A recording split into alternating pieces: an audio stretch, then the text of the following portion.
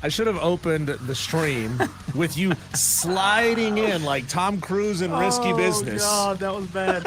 How many times have I done this lately with these headphones? I forget my headphones in my office every day, Diesel. Not every day. At least once a week. How could you forget something so important on this, the day of the birth of a brand new football season? Yes. Welcome into Wire to Wire. He's Cole Bryson. If his head wasn't screwed on, he would leave it in the office next door. That's so true, though. It's Tolos, so true. it is. Sing it in your mind, would you? Happy birthday to you. Whose birthday? It's football's birthday. Oh. You know, like, is this so? On the day of your birth, is that your first birthday or is that your 0th birthday? Because the day of your birth is 0th. 0th. It's the 0th birthday.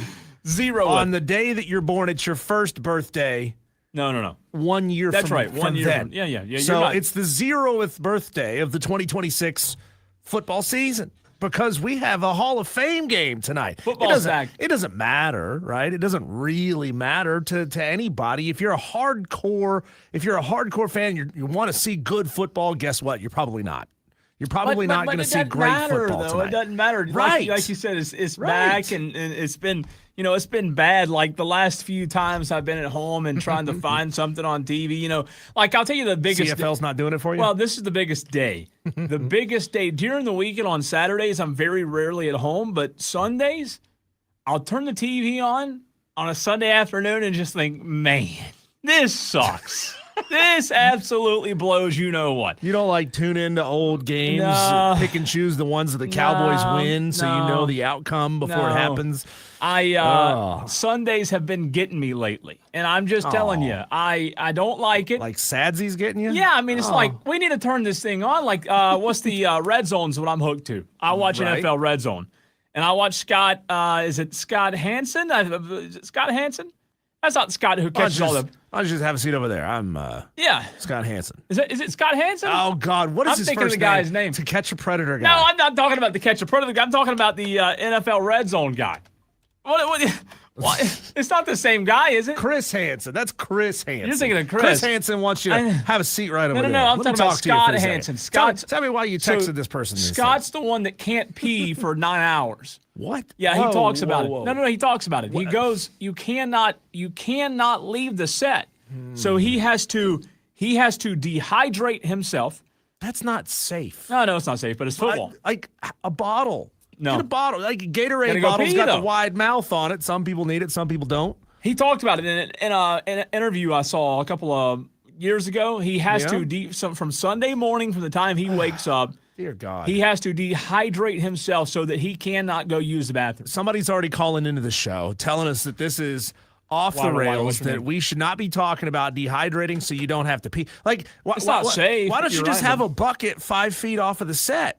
Can't do it. Like when we would tailgate, we used to try to find the place where we could tailgate for free, and the places that you could tailgate for free typically don't have available restrooms. So we found one of those like tall, skinny, sort of pyramid-shaped tents, put a 5-gallon bucket in it, put a little bleach in it, even went and got one of those little toilet seats that fits on a 5-gallon bucket. Can't do it. The rule was, of course, no number 2s in there. But you had a place to go. It's a marathon broadcast. Jeez. It's a marathon broadcast. That's gross. He never leaves. And if you are like I am and addicted on Sunday afternoons to watching Scott Hansen and NFL Red Zone, it's the best thing ever. It is the best thing ever because you can go from game to game to game to game to game. And I'm sure his urologist is thrilled about this. Oh, it's great. And the fact that on Sundays, Diesel, you can't watch it right now. It's so close, though. It's so close. Why am I not surprised that we start talking about the most awful thing to start a show? And I do apologize to the Tolos for that. And our first caller is Rick from Greer. Rigged. Rick, can you get us back onto the straight and narrow? Can you turn this franchise around? You're asking Rick to turn us. Yeah, good luck. I can't quit laughing.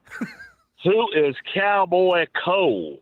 Who the heck is Cowboy Cole? Now, wait a minute. You said that you hated that station and weren't going to listen anymore. So how do you know about Cowboy Cole if you hate that stuff? You said something on this station about Cowboy Cole. So Rick, You're there's a lying. thing called cross promotion. Yeah. Cole takes Who off is- he leaves his spurs at the door when he Yeah. walks in here to talk sports. He True. leaves his hat at the door, leaves his horse outside, hitched to the post, and Yep. he is Coach Cole when he comes Different in here. character, Rick. Different character. Cowboy. Have you ever rode a horse, Cole? I have, of course. Cowboy. I mean, you have boots, I do have boots. I do. I have Do boots. you know how to two-step? Do you know how to I can ball with the two-step. ball? I can two-step. I've ridden the horse in recent months. I mean, I love riding horses, Rick. Am I a cow? I mean, come then on. from What are we now- doing? Then from now on, I'm gonna call you Cowboy Cole. Okay? Hey. Well, do you listen to Hey. the other station at all now or no? Heck no. That's the worst can't- station in the world. Rick. You can't say that. Our bosses listen to this station. Rick. you're gonna get I you're gonna love- get Cowboy Cole fired. You're gonna get his horse sent to the glue Rick, factory. we're going to Tell them drop to the play- call.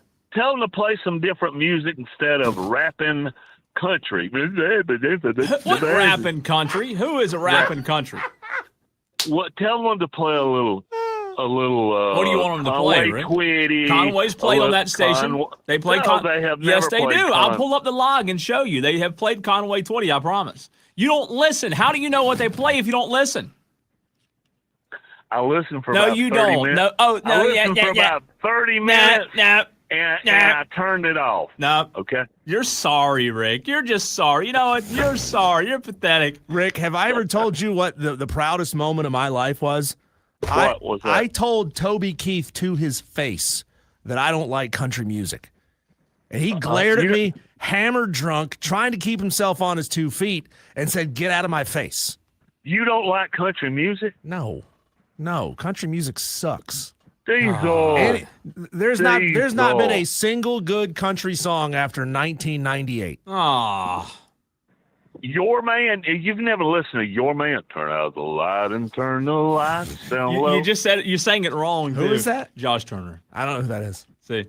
Now, to be fair, you're only one of the few people that live in the upstate that don't listen to country music. You are. I mean, you're is an anomaly. nails down a chalkboard. It's two cats Look, in a sack this is- fighting. That's what country music sounds like to me. This is a redneck state, okay? Yeah. South Carolina's a bunch of rednecks. Not you gotta everybody. get in. You got to get in with the drinking. Don't the know what he's cheap missing, beer. does he, Rick? He doesn't know what he's missing. It's wonderful. You just said you hate country music. You just No, said you he hate. said he hated No, what but we country- played. I hate the rapping country, We- man. there's But no- they're all rapping country now. No, there no. What rapping? Name one rapping country song that we played over there. The one with Hank the Third. Hank Jr. Is Hank Williams the Third. He raps. Hank and the you Third plays play it. rockabilly music. He plays rapping country. Well, Rick, I would tell you to give it a try and actually listen. That way you can Okay. hear what songs are on there, and you'd I'm you'd going stand to. correct. Thank you. And you hear me too. Cowboy Cole. Away from now on, you're Cowboy Cole. Thank I you, mean, Rick. you better have your hat on when I see you at the Ingles. Yes, I will. Just for you. Okay. Thank you. Thanks, Rick. Goodness gracious. 9 minutes in, and Back on track. This is bad. This is bad. Mark L.O. Ducks. I think that's Mark L.O. Ducks. Mark L. gets in. He says country. He agrees with you. He said country music sucks. Smooth jazz. You know, are yacht rock. now two. Is where it's at. Two. I've only now met two people that don't like country music in the upstate. You're the first two, Diesel and Yeah. Mark L. And even JJ. I mean, a JJ you wouldn't picture as a country music sensation. He's a DJ. Yeah. JJ loves country music. I'm gonna back it up and say there hadn't been a good country song after 1990. I there's been said plenty. 99. Been That's plenty. wrong. That's wrong. No, there's been plenty. 1980s country is where it's It's at. just- Chris Christopherson, buddy. It's just not your thing. It's not. You know? So I mean, and you know what I think a lot of it has to do with? I think a lot of it has to do with lifestyle, like growing up. If you are raised in like A redneck country family? lifestyle, I wasn't raised in a redneck family, but if you are raised in a country lifestyle, you love country music. Yeah, If you I weren't wasn't. raised in a country lifestyle, you have no appreciation. You know what I mean? I wasn't. I mean, I went fishing You're a growing city up. slicker. I went fishing growing up a lot. City Boy Diesel is what I'm going to start calling. That's fine. Can Rick call you that? City Boy Diesel, Cowboy Cole. I like the names. City Boy Diesel. I like It's fine. I'll take it. I You grew don't up- find that offensive? No, City not boy? at all. Why would Oh, I? you Why should. would I? You I should. use big words that I understand that you don't. and City boy. City slicker. Yeah, God. All That's right. tough.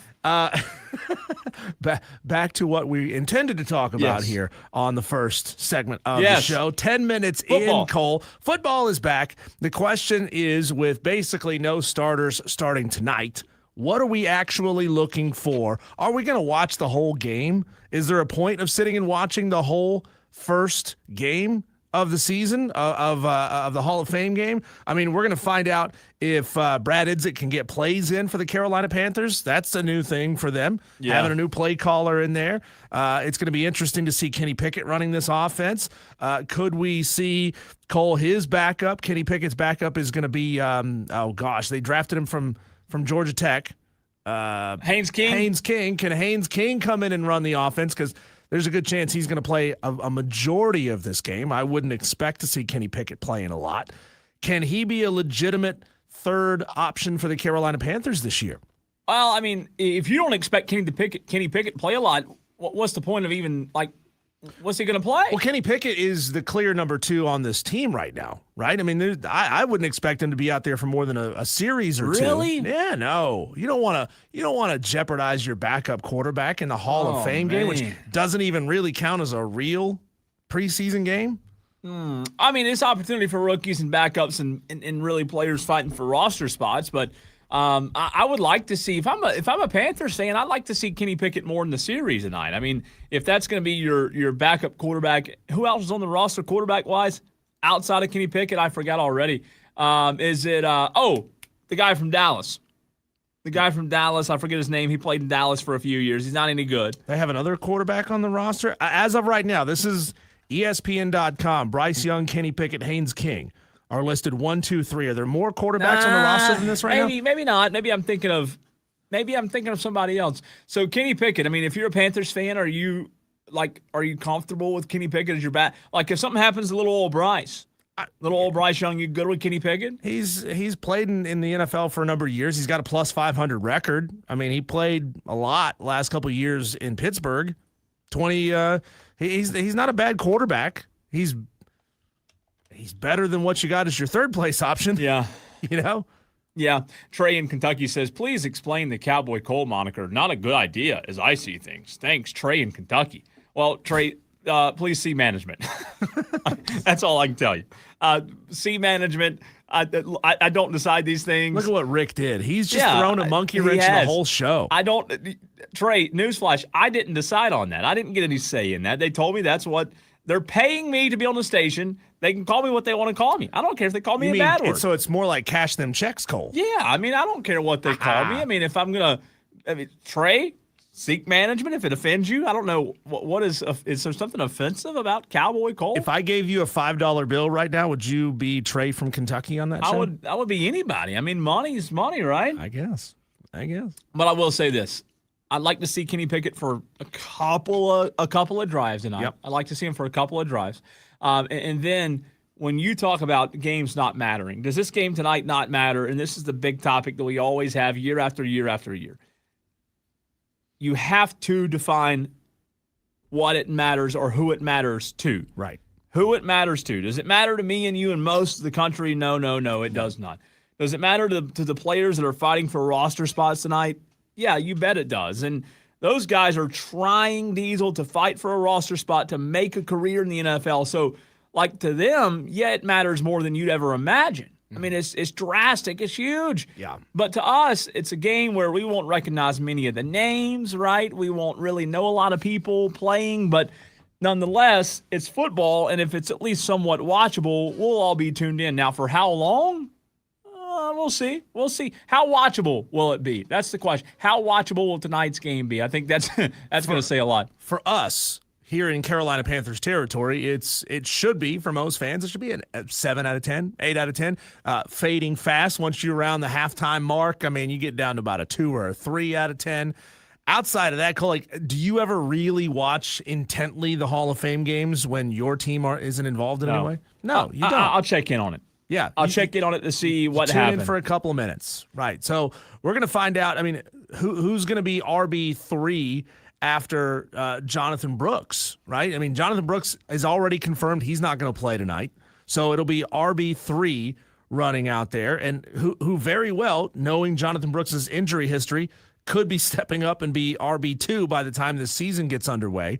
We're going to find out about that. We're going to find out about wide receivers Bryson Tremaine and Jaseem Reed. And, from the people that I've heard from, Cole, Jaseem Reed has really been showing out in practice.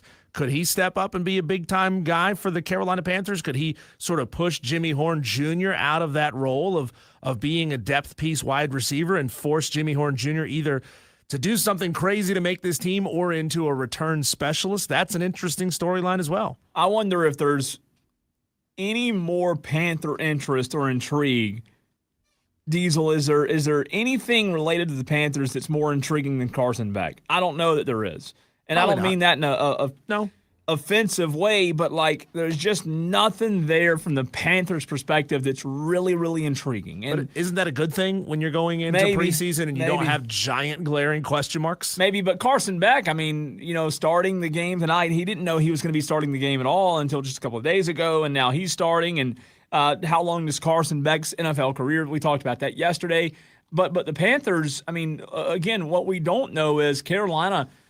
Last year, Diesel, they won the NFC South with an 8-9 record. There are guys that what we don't always understand as fans sometimes is there are guys who we may not know now, but are very important pieces, especially depth pieces, because you talk about guys like Nick Scorton already being hurt, out for the season.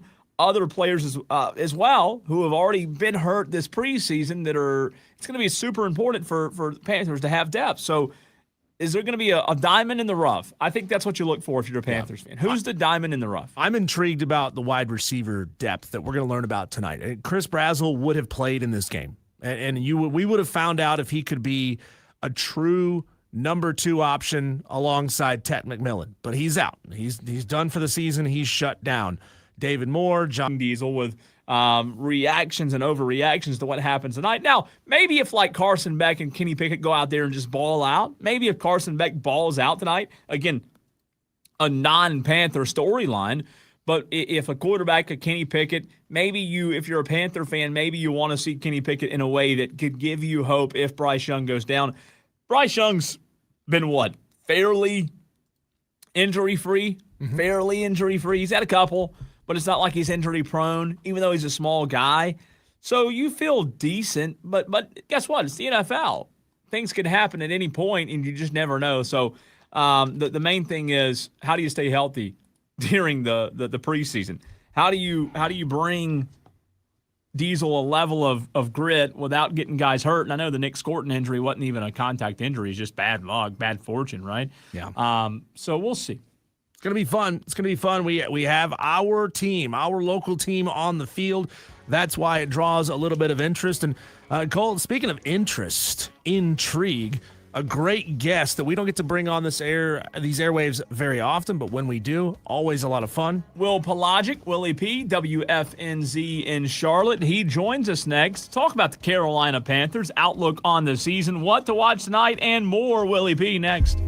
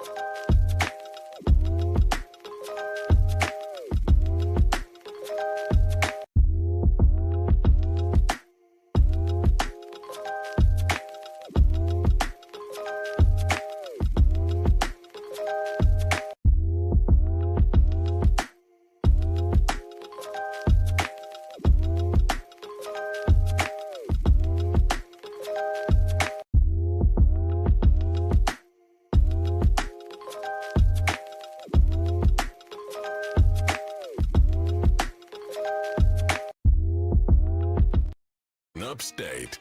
Well, we're continuing the Carolina Panthers conversation right here on the Fan Upstate. He's Diesel. I'm Cole Bryson. So good to be with you on this Thursday afternoon. A big show still to come, but we're continuing the Panthers conversation with Will Pelagic, old good friend of the show. Not like an old person. He's not old by any means, but a good friend of the show. You've heard him on here many, many times, and he is with FNZ out of Charlotte. I was asking the question in the last segment, Will, do you see any intrigue about tonight's Hall of Fame game do you see any more intrigue when it comes to the Carolina Panthers than the story of Carson Beck getting the start for the Cardinals? It seems like that's kind of been the headline going into the week, while the Panthers camp's been pretty quiet. It has been, Cole. First of all, thank you guys for having me. Always great to be back on in the Upstate. My visions of Woodruff Road are in my mind right now, so Yes. I can think about it very vividly. As far as tonight goes, Dave Canales very much threw a lot of cold water on any enthusiasm that any Panther fan could potentially have in terms of what tonight might mean for Carolina, and that there are no starters. We thought maybe we'd see a couple of guys who could be on the periphery, like a Jonathan Brooks. They shut that down pretty much right away. Even a guy like Prince Umamielen said that, I'm looking forward to being in a jumpsuit tonight. But there could be some guys at the end of the roster who very much could be, looking to try and impress and earn their way onto the roster. I think you look at the offensive line, you look at some of the interior defensive line guys, the positions that basically have undergone the most attrition for the Panthers during the early portion of training camp, but even during the offseason. That's kind of where my focus would be. And also at the wide receiver position. I think, we all kind of know that the three roster spots right now are set with Teteroa McMillan, Jalen Coker, and Xavier Leggett.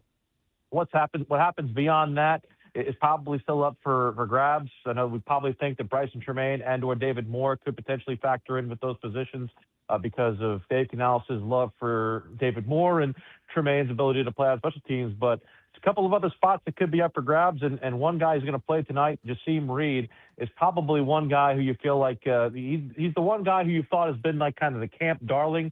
There's usually one of those every camp. There's a couple of names that are dotted in the eyes of Panthers lore in terms of guys who had very good Augusts, but maybe not much necessarily beyond that. But he is this year's addition, and I expect this is a big opportunity for him. And he's going to get a long run, we think, with both Kenny Pickett and Haynes King tonight. And we'll see how he fares with that and whether or not that puts him into the conversation of somebody who can actually make this team. Talking to Willie P. of WFNZ in Charlotte. Thanks for taking the time to join us today. Always great seeing you like we did a couple of weeks ago up in Charlotte. With Jasim Reed and the way he's looked in practice, and he is a darling, like you just said, comparing him to a Jimmy Horn Jr., who's been on this roster now for a little bit of time and hasn't really developed into the player that a lot of people hoped he may, even if it, like you said, even if it a peripheral type of player. Do you think Jimmy Horn Jr. is fighting for a roster spot? Is he fighting now for a specialist spot? How do you anticipate him being used in the future if Jasim Reed looks great in these preseason games? Well, I don't think Jimmy Horn's spot is guaranteed right now. If you think about the way that Dave Canales used the sub packages during the Fan Fest festivities last week, it definitely kind of felt like he's on the outside looking in terms of, the type of groups that he's running with. And I'll put it to you this way, Diesel. I think people like the idea of Jimmy Horn when in reality, the actual Jimmy Horn is probably a representation of what I think maybe people think that he can be. It just hasn't necessarily worked for him at this level. I think the elusivity of him, I don't think he has that much ability when it comes to being able to elude defenders. And I think also just from the standpoint of where the Panthers sit is that they've just got too many other guys who they feel like they're committed to from a notoriety standpoint and who have a better framework when it comes to Bryce Young. I mean, I've talked about John Mechie, who's got a bit of a relationship with Bryce Young back to his time in Alabama. He's somebody who has honestly worked his way into the hierarchy as well a little bit. Again, not necessarily somebody who you'd think is the most heralded dude in the world, but it really helps to have that kind of chemistry with your quarterback. I'm not saying it's beyond repair from Jimmy Horn Jr. I think, anything that happens on the field is going to definitely play greatly in the eyes of the Panther head coaches and the coaching staff. I think another big difference is that this year there are two sets of joint practices, in the last 2 weeks of the preseason. So it will allow the Panthers to get a lot of best on best reps maybe that affects how much we actually see in the preseason games themselves. But being able to differentiate yourself when they shop it on for real is, I think, something that's going to be very fascinating to watch over the course of this next month. Talking to Willie P, WFNZ in Charlotte, about the Carolina Panthers Hall of Fame game tonight. Panthers back in action. Let me get your take on Xavier Legette. He suffered an apparent stinger a couple days ago. He did avoid the concussion, but man, it just feels like this guy's on hard times, rough times right now. And the worst possible thing he could do is go down with an injury where he can't be available to this team in a time where I'm not saying he's on the same spectrum as Horn when it comes to roster cuts, but man, what's the future with Legette? The injury, hopefully it's nothing too serious, and I believe it was a catch in the corner of the end zone. A big year needed, right, for Legette coming up? It's definitely a prove-it year for him. You know, the encouraging thing is that he'd had a pretty good camp up to that point, and, you know, he had started to show some signs of that guy we saw in the first half of his rookie season where, you know, he was hauling in everything, and he was able to stretch defenses. He's come in, guys, in very, very good shape. That's the other thing, too, is that he'd kind of gotten a little, I don't want to say portly, but he'd gotten a little bit, you know, more porkish than I think people would have wanted him to be. I talked about his diet and how much he'd kind of cut out some different things in his diet. You know, he's eating a lot more rice, eating a lot more vegetables, and I think it's one of those things where he's taken the criticism of him to heart. He had a very candid conversation with us at the end of the mandatory minicamp, where he basically said, "Look, I understand that I have to do better than what my last year and a half was at this level," and I think he's taken that to heart. I don't think what happened on Tuesday is going to be all that serious. I think they very much evaded anything completely serious with him.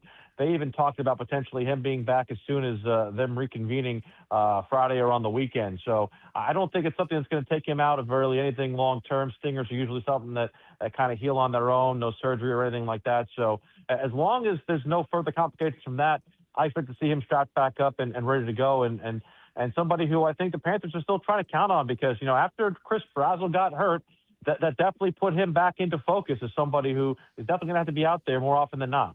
Well, let's get your thoughts on Brad Idzik now stepping in as the OC calling plays. You know, this is a new role for him with Dave Canales stepping back. Talk about the decision to do that and what that really frees Dave Canales up to be able to do on the sidelines. Well, this I think was a very mature decision by Dave Canales and something that I've been calling for. And while he initially had kind of maybe tamped it down and said, you know what, I still think that part of why I was brought here was to call plays. And that had always been the argument from those who wanted to keep him in that role is that, hey, why would you take away something that had been one of this man's assets to getting the job? But I also think just as an important asset for him is his ability to globally manage the football team and to rally guys around him. And I think that you definitely want him to be more in touch with what's going on defense. There had been times where in games he had not been really as connected to things like, you know, particular calls by referees or game management decisions going forward on fourth down or certain sub packages on defense as well. I know that a lot of those things might be under the purview of Ejiro Evero, but it's certainly something you don't want the head coach to be, you know, in the offensive meeting on the sideline with his back to the field for the majority of the time the defense is on the field. So I think that frees him up a lot to do those type of things. And as far as the call to Idzik, I wouldn't underrate the addition also of offensive assistant Darrell Bevel to the mix, because I think he's going to very much lean on Bevel to try and take a lot of the things offensively off of Dave Canales' plate. And I think part of the reason we also see this too is that I think Idzik is going to do a lot more chance taking with Bryce Young, knowing that it's a prove-it year for him and knowing that they have to be a heck of a lot more explosive in the passing game than they have been in recent memory. That stuff opens up the run. That stuff opens up the intermediate passing game. And I think there'll definitely be more shots taken by Brad Idzik. And we definitely have seen it during the early portion of training camp. Again, a lot of this stuff is still very, very hard to simulate, especially when you've got guys going against themselves. A lot of that stuff is hard to see get open up because once the defense figures out the basic run of plays when it comes to the offense, becomes a heck of a lot harder for them to get those executed. So I'm very curious to see how those things develop over the course of the next couple of weeks. But I definitely see Bryce Young, you know, locking it up and loading it up, throwing it long a heck of a lot more, at least attempting to, as this new coordinator gets himself more comfortable with the play calling. Well, speaking of Bryce Young there, have the Panthers have the Panthers loosened up at all when it comes to the contractual future of Bryce Young? It seems like they've been pretty tight-lipped as of recent.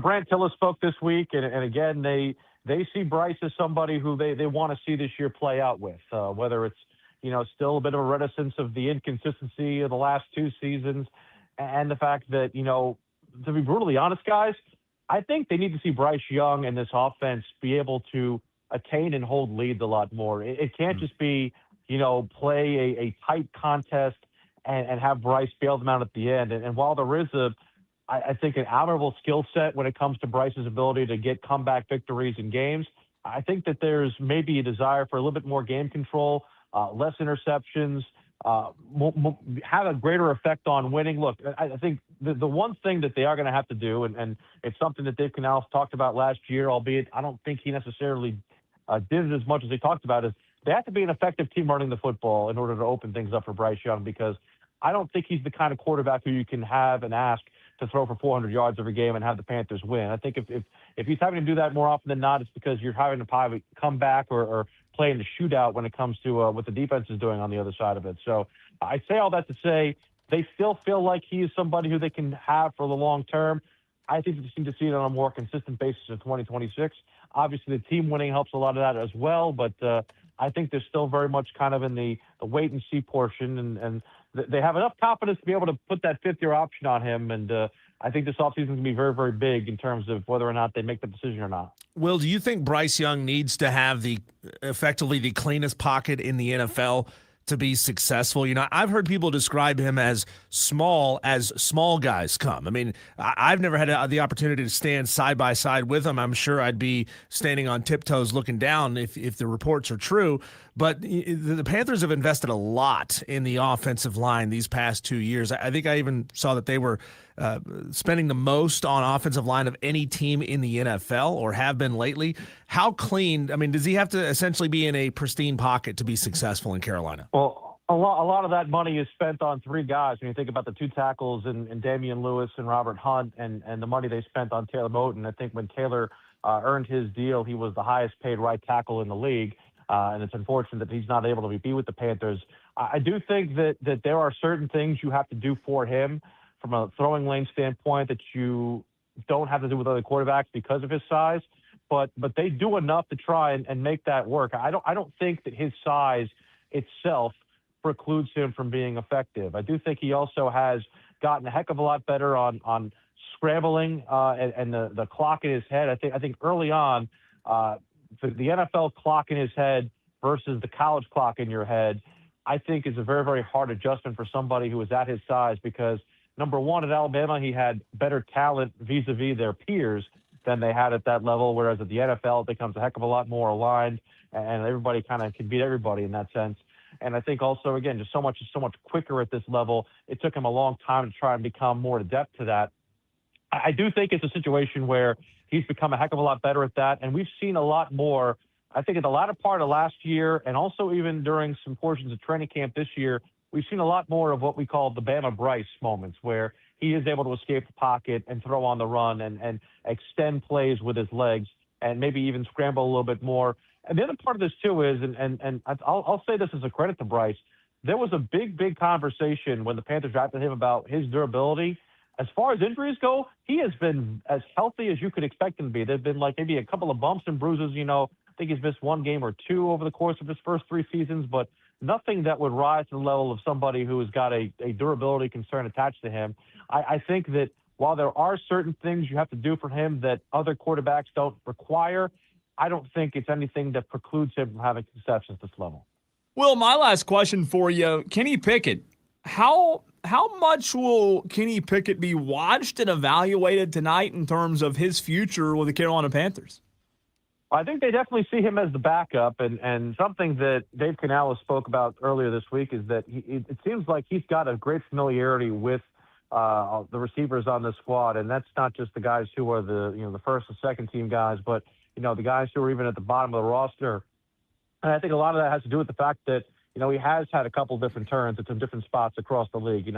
He's been with 5 different organizations since he got into the league, and there's a blessing and a curse attached to that. The curse is you haven't been able to really stick on anywhere, But the blessing is you get exposed to a lot of different offenses. You get an aptitude with a lot of different systems, and you also see a bunch of different wide receivers. And so it's allowed him to adapt a heck of a lot more. It's been really hard for him to stick. I mean, I think, a lot of people had thought about the fact that, or at least the opinion of the fact that maybe people have been out there on the open market that have maybe even been a more attractive option as a backup than Kenny has.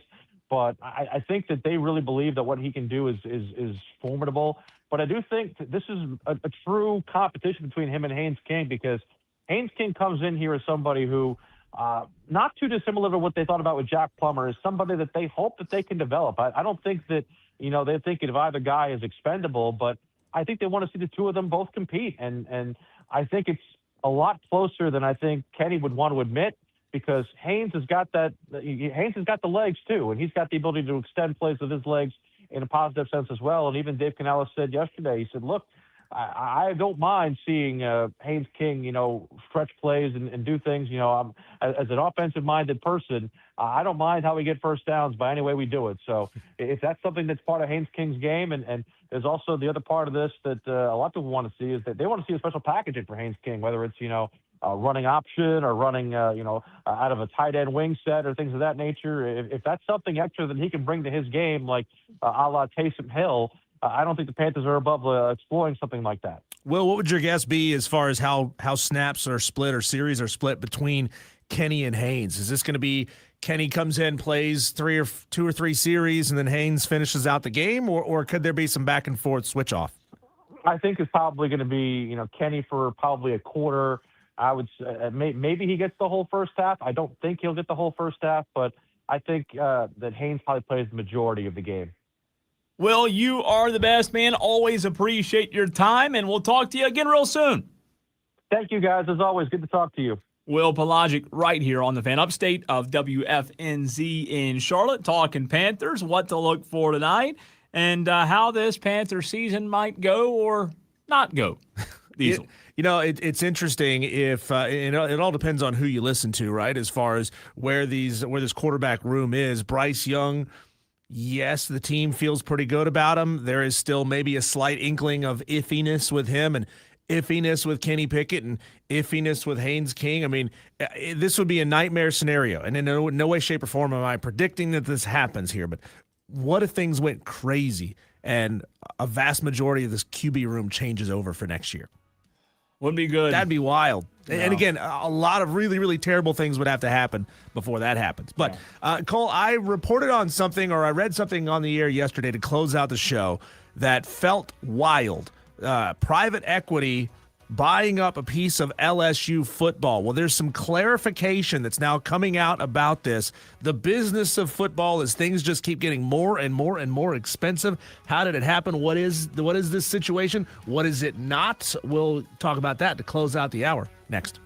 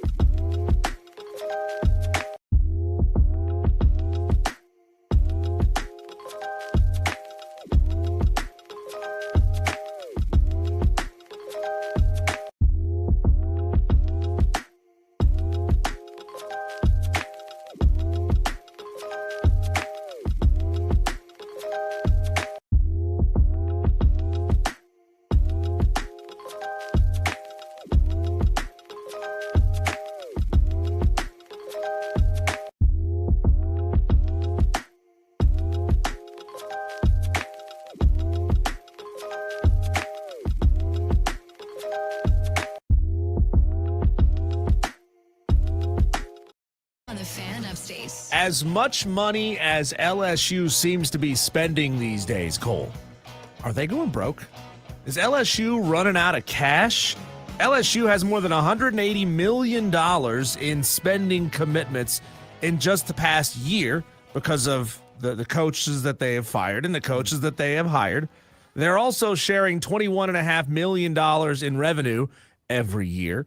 They're also potentially going to be subject to, what did we say that number was the other day? $25 million in roster retention money that they may have to spend in the future. Oh, and they are reportedly spending around $43 million in NIL this year, and that's only going to continue to grow. LSU, Cole, was reported late yesterday that LSU had called together 40 of its most generous donors. The president of the university was there. The governor of the state of Louisiana was there. And it sure as heck sounds to me, Cole, like I said, as much as they are spending, they are feeling the crunch of how to continue spending this money in the future. The Matt Borman, he is the head of like the LSU fundraising thing. He says, this is not an ask for money. This is not a fundraiser. This is informational. This is a conversation about the future of LSU athletics. College athletics is at a financial crossroads. You know how unsustainable the budget of the athletic department looks. Well, the budget part, he's right on when it comes to unsustainability. Are you kidding me? That's the word he used. What is sustainable? I mean, you talk about Ohio State's roster a couple of years ago, the amount of money that's being spent nowadays, there is no sustainability in college football anymore. So I don't think it's just an LSU problem. I know LSU called a meeting yesterday that's not a fundraising meeting. It sounds like when the preacher gets up in church and says, hey, I'm not asking, this is not about tithing. This service is not about tithing, but don't forget to tithe on the way out. That's what it sounds like to me, is they are in desperate need of something. Maybe it's not a lifeline. Maybe it's a new path forward, a new model, right? Mm-hmm. Because, I mean, like at the end of the day, there is, I don't see, and maybe my mind's not just, my mind is not Diesel big enough, large enough to understand how this is going to look 15, 20 years from now when it comes to how this is sustainable. I can't fathom it. It's kind of like the universe. Like you know what the universe is, but it's really hard to fathom the universe and like what college athletics looks like from a money standpoint 20 years from now.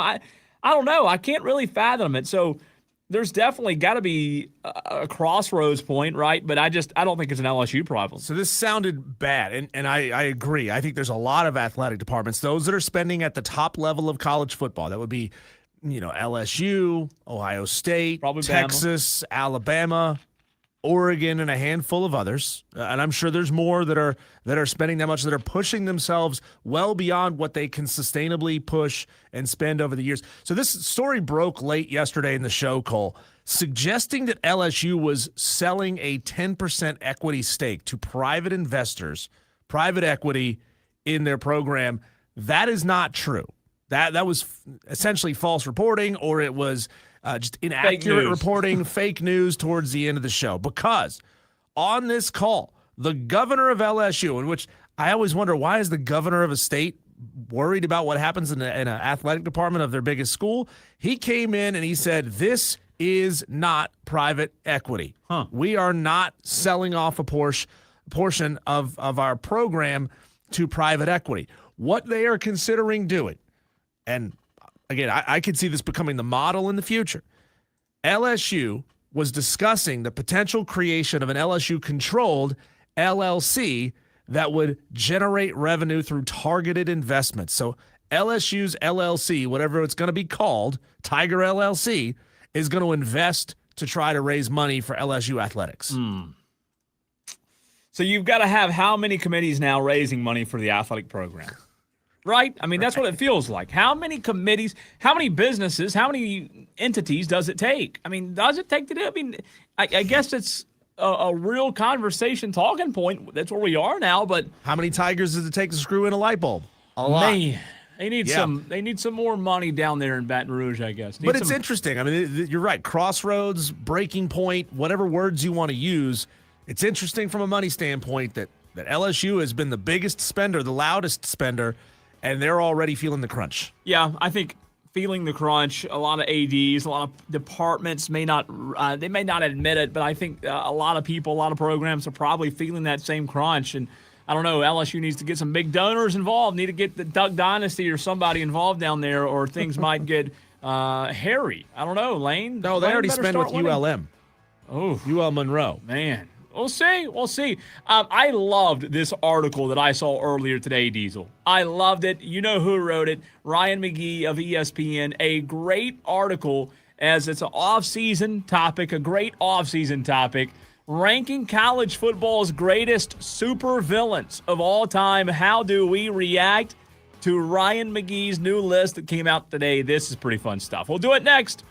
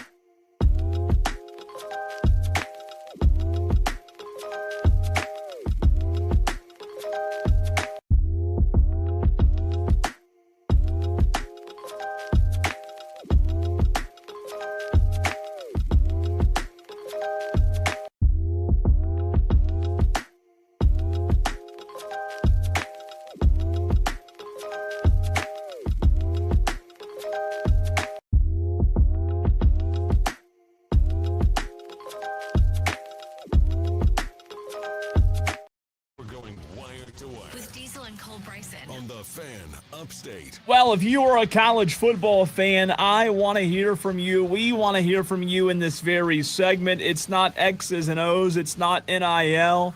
It's not transfer portal. It's not lawsuits. It's not schools and athletic departments running out of money. It is supervillains.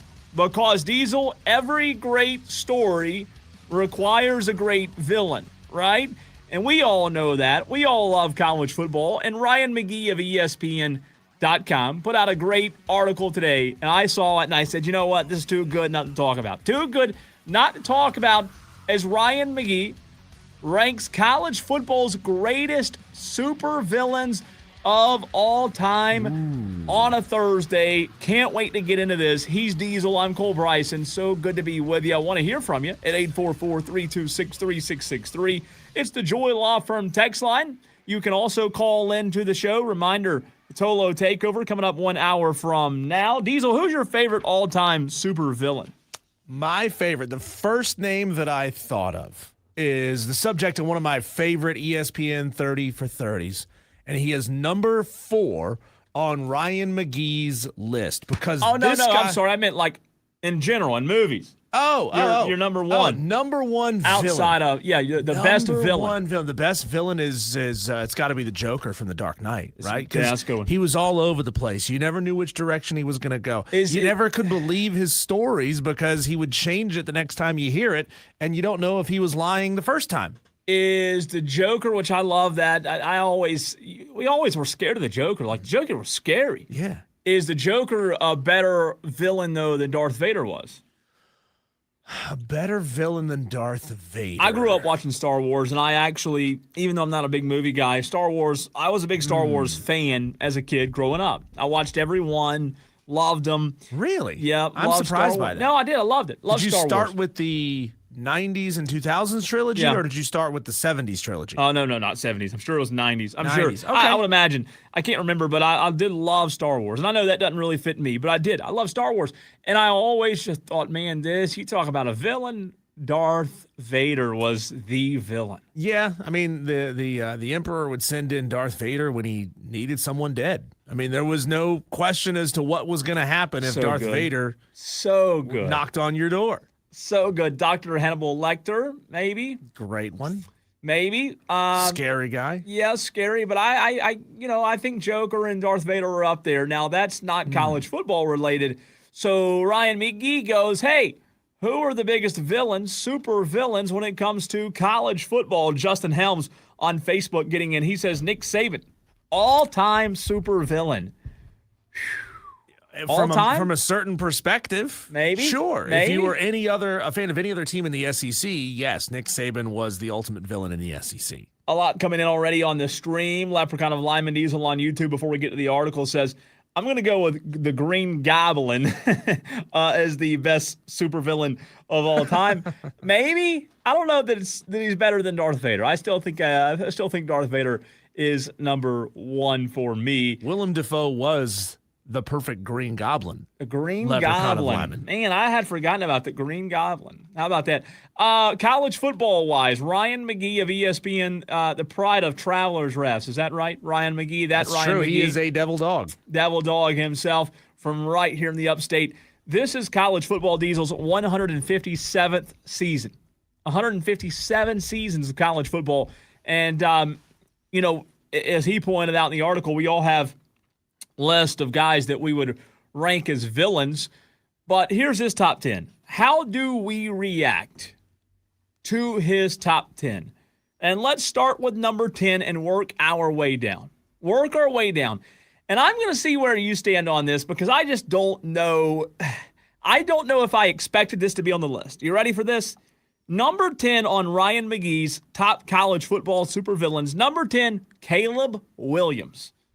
Really? Southern Cal. All-time, Caleb Williams. Yep. He moved from Oklahoma? I don't know. To if Southern Cal. All-time top 10. That's kind of ludicrous. That's giving him a little too much credit. Top 10? And that's what I was wondering, too. Like, when I saw the article, I thought, man, like, Caleb Williams did get a lot of hate is a young professional as well. So he hit the portal to move from Oklahoma to USC to follow Lincoln Riley, right? He made some NIL cash right out of the get-go, national TV ads, won the Heisman Trophy in 2022, Diesel. And we all remember when USC was eliminated from title contention in 2023, we saw that video of him crying in his mom's arms, right? He was crying, and people just used their paintbrush to absolutely destroy that guy after that. So I don't know if I would have him on my top 10, but I certainly see Ryan McGee's point of having Caleb Williams on there. Would you include him on yours? Does that make him a villain? I mean, I know he was kind of a poster child for the earlier, the more naive days as far as we were concerned of the transfer portal. Nowadays, it would be nobody would even talk about it. Oh, Caleb Williams transfers. So what? Big deal. Or like, hey, it's great for USC. Then it was like, oh my God, how could you do that? How could you do that? They gave you your shot. I don't know. That's the hard question about this article. Tolo's yes or no on the text line? Should Caleb Williams be on the super villains of college football list? I don't know that he's a super villain. No, because like I said, nowadays what he did is par for the course. Everybody's doing it. That's not a villain role. At the time, sure, but not now. I mean, you can make a case that in college, Jameis Winston was a bigger super villain than that guy, than Caleb Williams. You know, he had a stigma around him for a little while when everything happened at Florida with the money situation. You know, I mean, you could say that Jameis Winston was a bigger supervillain than Caleb Williams. So you could say that Cam Newton was a bigger supervillain. Yeah. I don't know. I love Ryan McGee. I don't know if I love that at 10. List is trash. If number 10 is bad, the rest is going to be bad too, right? And that's what makes the list fun, because we don't agree with the list. We all love a list. Justin on Facebook says Lane Kiffin has got to be on that list. TBD. Well, turn it on and leave it on, Justin, which stands for Tolo. That's what Tolo stands for, and you'll find out. Caleb Williams, villain themed. DB says, agree that CW, Caleb Williams, doesn't deserve that kind of clout to be a villain. So I think we're all in agreement here. How can a guy that paints his fingernails and hangs out with his dog after a loss be a villain? That's not a villain. You can name him something else. Not a villain. Number 9, Diesel. Number 9 on the list. This is the college football supervillain list. Best supervillains of all time, according to Ryan McGee of ESPN.com. Number 9, he has prime time. Deion Sanders, prime time at number 9. Look, this was more than 4 decades ago now. I mean, it's been a long time. Yeah. I know he's at Colorado now. Maybe he is still a villain in a sense today at Colorado. You mean that guy from the Aflac commercials that talks to the duck? He was a villain? With Nick Saban, right? I will say this, and this is one of the things he pointed out in the article that I do agree with. Deion, if you go back, he was one of those guys that relished the hate, right? He relished it. He loved it. He enjoyed it. And I think when you have that, what happened with Clemson and Deion and Danny Ford, he had a lot of hate. He was that guy. When you're that good, you're going to have haters. Yeah. Right? Stood at the bottom of the hill and taunted players from Clemson when they came down the hill. And I think why I do agree with Deion being on the list, and maybe even a little higher, is because that stigma, whether it's fair or unfair, has carried Deion all the way. How is it 40 years ago? 40 years later, that stigma has still carried Deion when he goes from Jackson State to the head honcho in Colorado. I think there's still a lot of people who don't like him, don't pull for him, don't think he's a good coach. I don't think he's a good coach.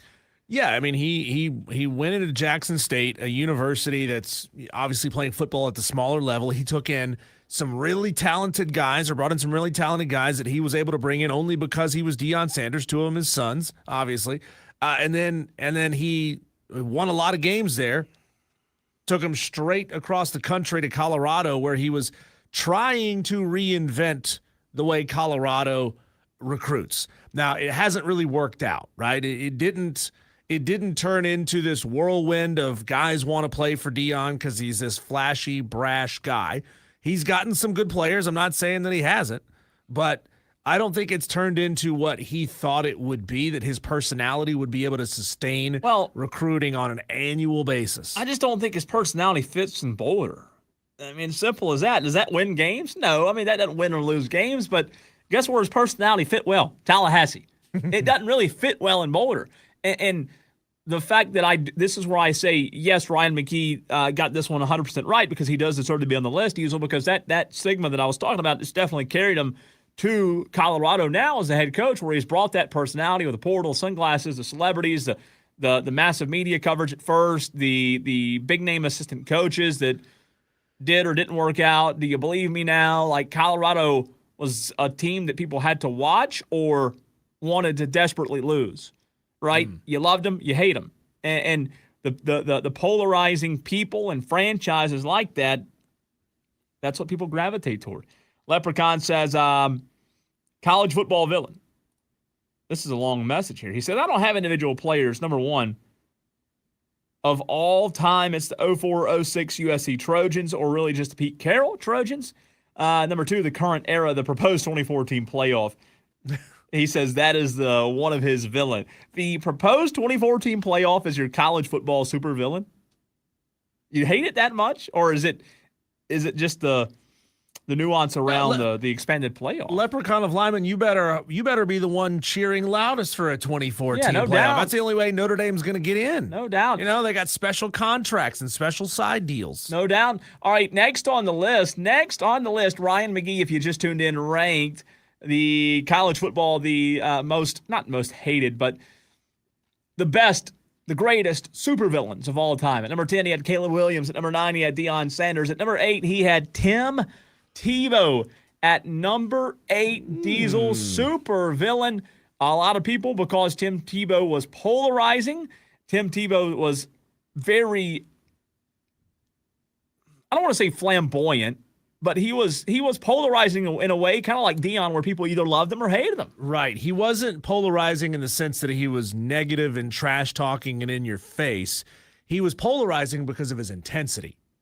And people just love to hate the good guy too, a lot of times.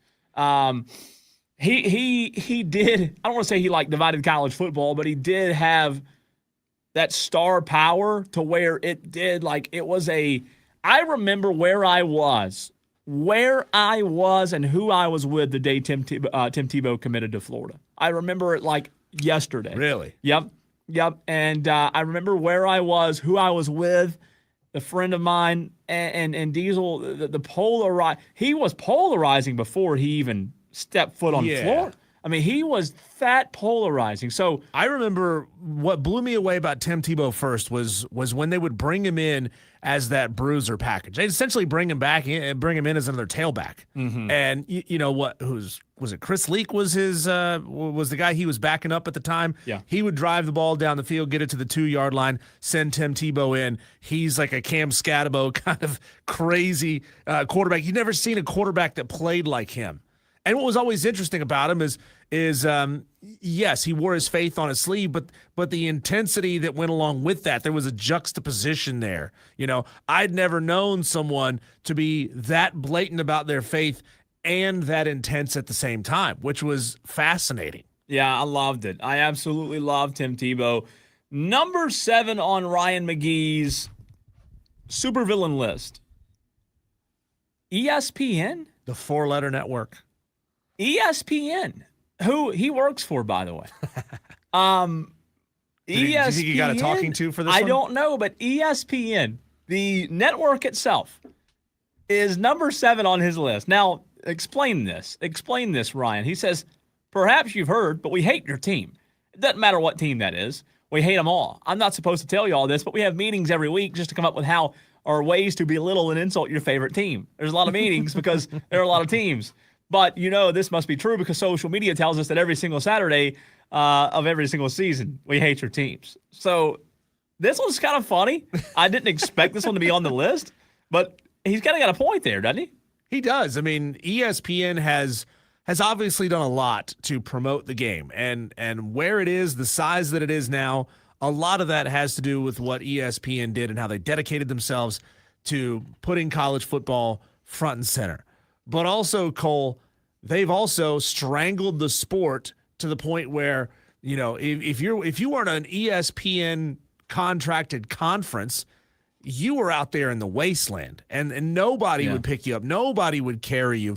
They've done a lot of good and a lot of bad too, I would say. Dan B says, I do not see how a true God-fearing player can be a villain compared to other players who committed crimes and played dirty. I guess it depends on what your definition of a villain is. But you got to realize, Dan B, I understand what you're saying, but a lot of people couldn't stand him because of how outspoken he was about his faith. They can't. If you're outspoken about your faith, there are a group of people that can't stand you.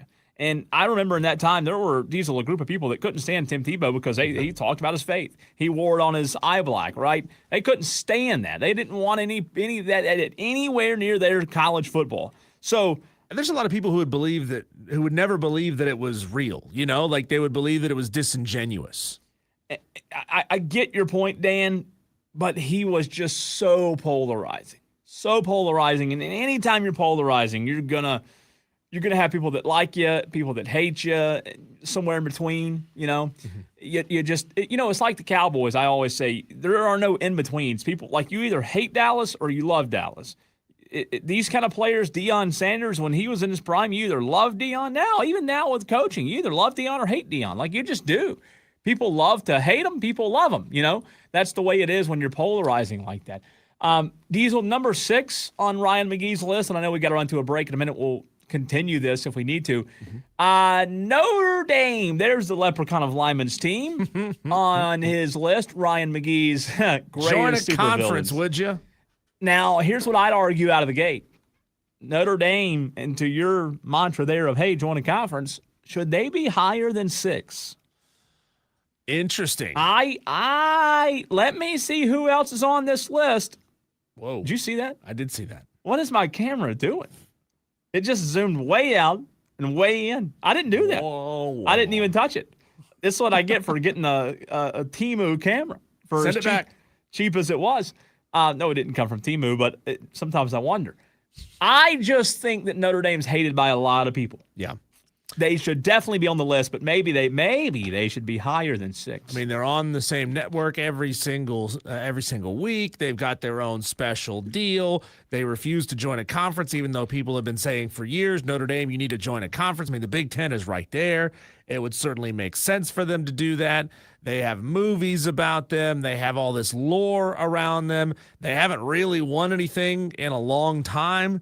So, but they still act like they're God's gift to college football. They're lone wolf. There's reasons to have a problem with Notre Dame, and I think a lot of people do. Now, is that every Notre Dame's fans' fault? No. Do a lot of their fans act like what you just said? Sure, they do. But it is like I think you could make a case. Diesel, I don't know. I think you could make a case Notre Dame's number 1. In terms of greatest supervillains, like interesting, paving their own path, own television network. They kind of are in the ACC, but not really. So, look, it's nothing new, right? Nothing new at all. But I just think when it comes to supervillains, I don't know that many people. If you're not a Notre Dame fan, I don't think you like Notre Dame. Add to that running scared from a bowl game last year and setting up special side deals where if we get to this point, if we're ranked here, we're guaranteed a spot. Nobody should be guaranteed a spot in. If you didn't get in, if you weren't ranked high enough, tough noogies. What was that? Noogies? Nuggies? Nuggets. Leprechaun says, how can you throw a humble, lovable leprechaun into this list? Humble, lovable, those adjectives there, man. We're stacking them up, aren't we? Humble, lovable leprechaun, said no one ever. We've got 5 more to go, Diesel. Do we want to continue them on the other side? Yeah, we'll get to these on the other side of the list, Cole. And if there's any time to add to that, which I don't know if there will be or not, some audio from Tom Brady when it comes to the Raiders and how they should treat Fernando Mendoza. That's next.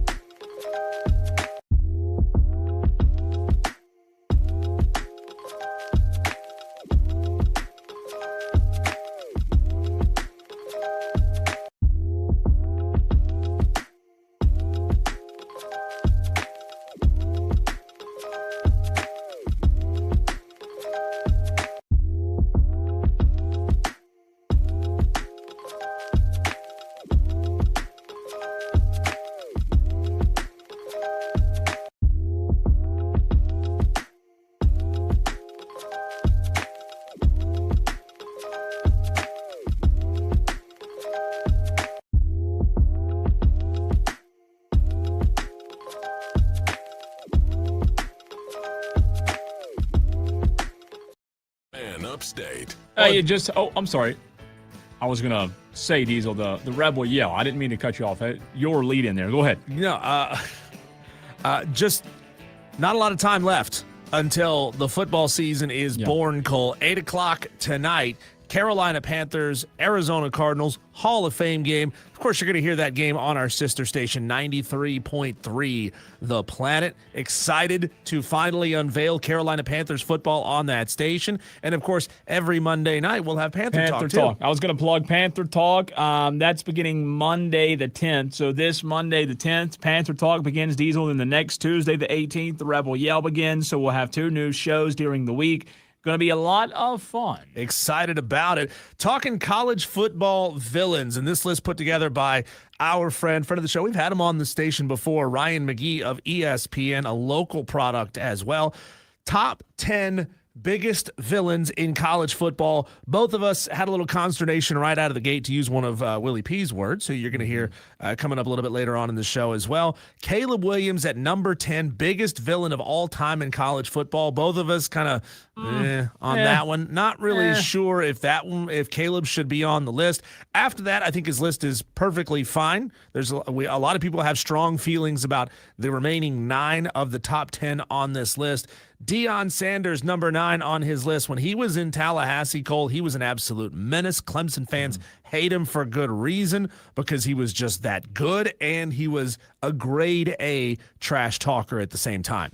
Yeah, he was. I mean, Deion, maybe, again, this is tough to get 10 in there, but again, you could argue maybe Deion should be a little bit higher. Possibly. Let's go to number 8 on this list. He's got the Florida Gators signal caller of the mid-2000s. Talking about Tim Tebow, one of the most polarizing figures in college football at the time. And he was polarizing because he was great, Cole. I mean, if he's on your team, you love him and you support him, and you're building a statue of him in your backyard. But when he is on the opposing team and he beats you 4 years in a row, of course, you got a problem with him. Yep. But Tim Tebow wore his faith on his sleeve. He was loud. He was brash. He was intense. And that, I guess, it makes you a super villain in college football. Ryan McGee's list, he's got his own employer, ESPN, as number 7 on the list. What a turn there. ESPN, who, they feature, like I said, a lot of college football, and they've done a lot of great things for the sport and promoting it and giving it a platform. But, Cole, they've also done a lot of turning of the screws and moving teams from here to there, but behind the scenes. And there's a lot of people who have a big problem with the way ESPN has so much influence on the game of college football. So it's certainly worthy to put them on the list. Number 6, the Golden Domers of Notre Dame. They march to the beat of their own drum. They do their own thing. They have their own television contracts. They also, Cole, refuse to join a conference, and they are incredibly smug.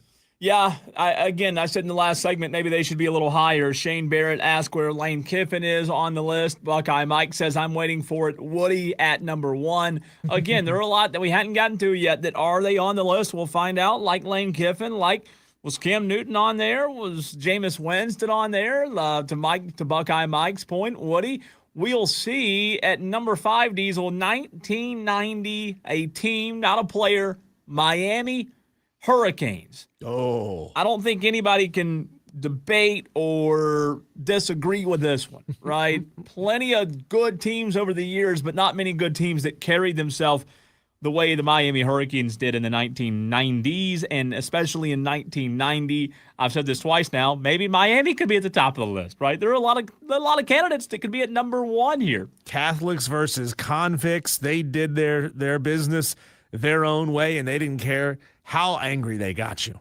It was great. It was great. It was so good. Whether you hated them or loved them, Diesel was great for the game, right? Great for the game. Mm-hmm. And they were good, too. They backed it up, right? They backed it down. Did it get a lot of penalties? They got a lot of penalties. But guess what? They backed it up. They were very, very good. And they were at number 5, the 1990 Miami Hurricanes. Number 4, he had the Boz. I expected to see Brian Bosworth on this list. Going back to the 80s, DeBoz was college football's most polarizing future. Do we have any Tolos out there at 844 Fan Phone? Not to call you old, but do we have any Tolos that remember something specific about Boz, the 80s? Because let's be frank, Diesel, you and I weren't alive to watch college football during the 80s. We don't remember that. We don't have like a personal connection to it.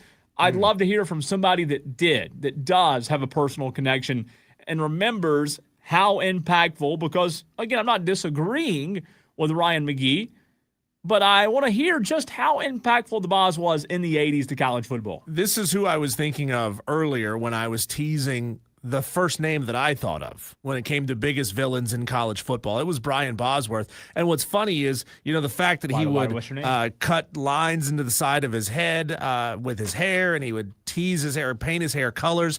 That is considered normal and everyday now. Like, that part of it's not a big deal. But he was, in my mind, he was all of the 1990 Miami Hurricanes distilled into one person. That's who he was. He was an intense football player, a great trash talker. He went after the NCAA, calling them the national communists against athletes.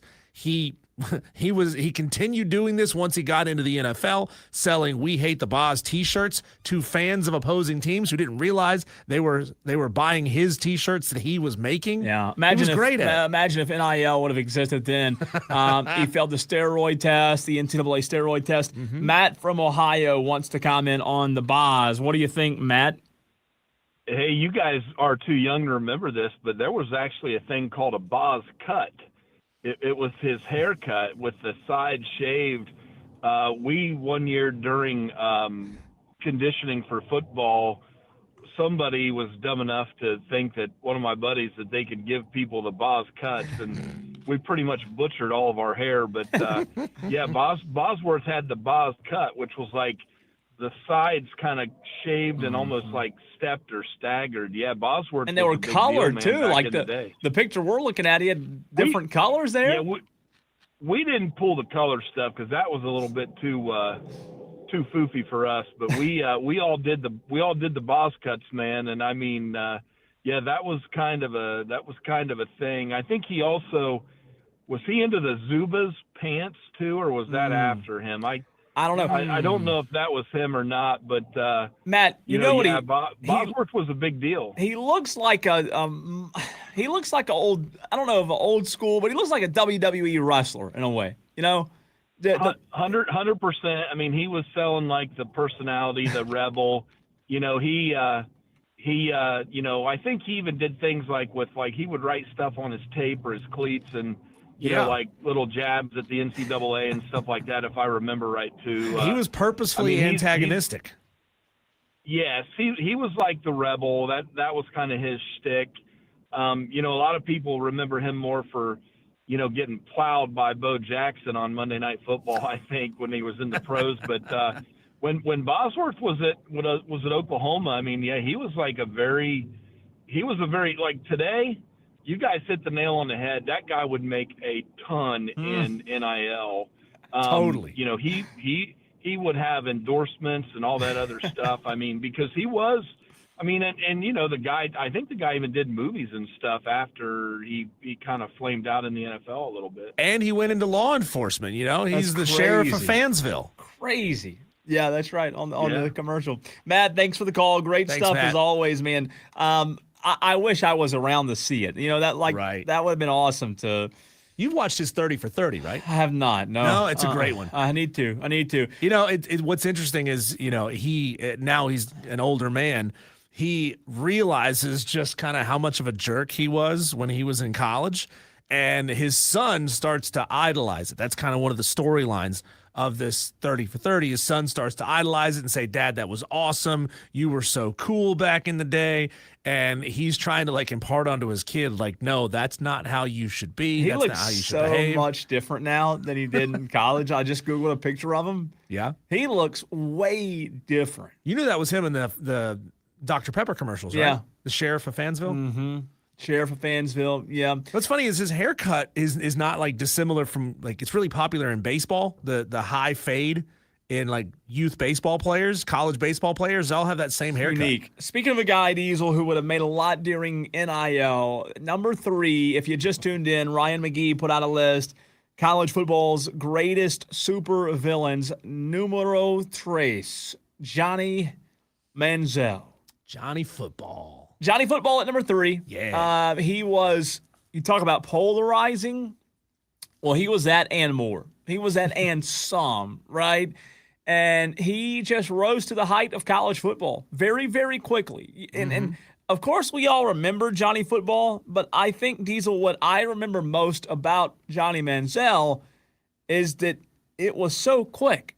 It happened so quick with Johnny Manziel, and we all know what happened after college and during college, and we've seen the 30, or I don't know if it's a 30 for 30, but the documentaries.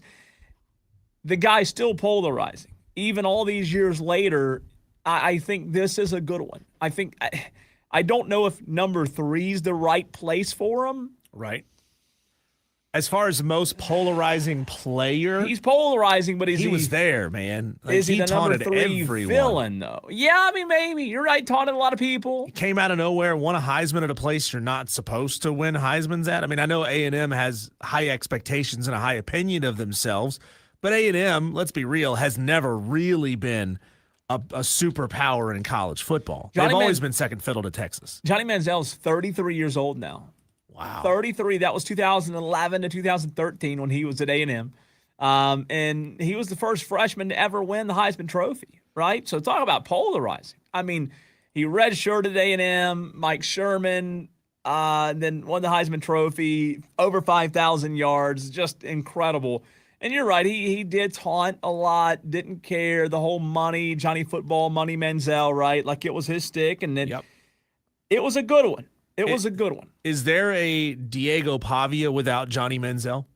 Because Diego Pavia there's a lot of similarities in their personalities. Yeah. Especially, Diego Pavia's behavior after not winning the Heisman. Very similar. Very similar. Of course, Johnny was a way better player. Sure. But no, very similar in the way they carried themselves. JB, the OG Tolo, who's got a new logo on his YouTube stream, he says, Cole, I am old enough to have watched the Boz play college football at Oklahoma. At Oklahoma. Sorry, I didn't mean to call you old there, JB. I didn't mean to call you old, just saying. At number 2, somebody mentioned, I think it was Shane Barrett mentioned this on the stream, of all the years of college football, Ryan McGee Diesel has Lane Kiffin as the number 2 supervillain in the history of the sport. And I think a lot of people could say, hey, no, Lane's number 1. Well, I think Lane deserves to be here. I'm jumping the gun a little bit here. But given who is number 1 on this list, and I won't reveal that yet, it makes total sense to have Lane Kiffin be number 2. He is as polarizing as it gets, right? He has upset Southern Cal fans. He needs armed guards to go to Knoxville. He is gonna need that to go back to Oxford, Mississippi. I mean, the moment you think he's turning it around and he's not gonna be his immature, brash self, he goes right back to being that all over again. I think there's going to be a debate, though, between 2 and 1. Between the Tolos, 844-326-3663. I think there's going to be a debate. Should Lane Kiffin be number 2, or should Lane Kiffin be number 1? Who do you think Tolos, real quick, rapid-fire guests, if Lane Kiffin is 2, who do you think is number 1? Shane says he thinks he's going to be upset with number 1. JB says he should have had the whole 1980s Miami Hurricane team as number 1. He had him at what, 5, 6, 5, something like that? Yeah. Last chance to get your guesses in. I'll say this. I didn't expect this to be his number 1. Again, Ryan McGee's number 1 supervillain. No, I thought Lane might be 1. That's a little recency bias. It is, but also you could say it's old man bias when you talk about who the number 1 supervillain is. And maybe he's rightfully so in this spot. But the number 1 supervillain, according to Ryan McGee of ESPN, is the head ball coach. He said Steve Spurrier walked so the Lane train could run. And we all know what HBC was for college football. JB says it's not Steve Spurrier, is it? It is Steve Spurrier at number 1. The visor, right? That is what he was known for, the trash talking, the strutting, winning machine, right? And he threw the visor, he threw the headset. Florida, number 1, and then South Carolina, obviously, his tenure and legacy there.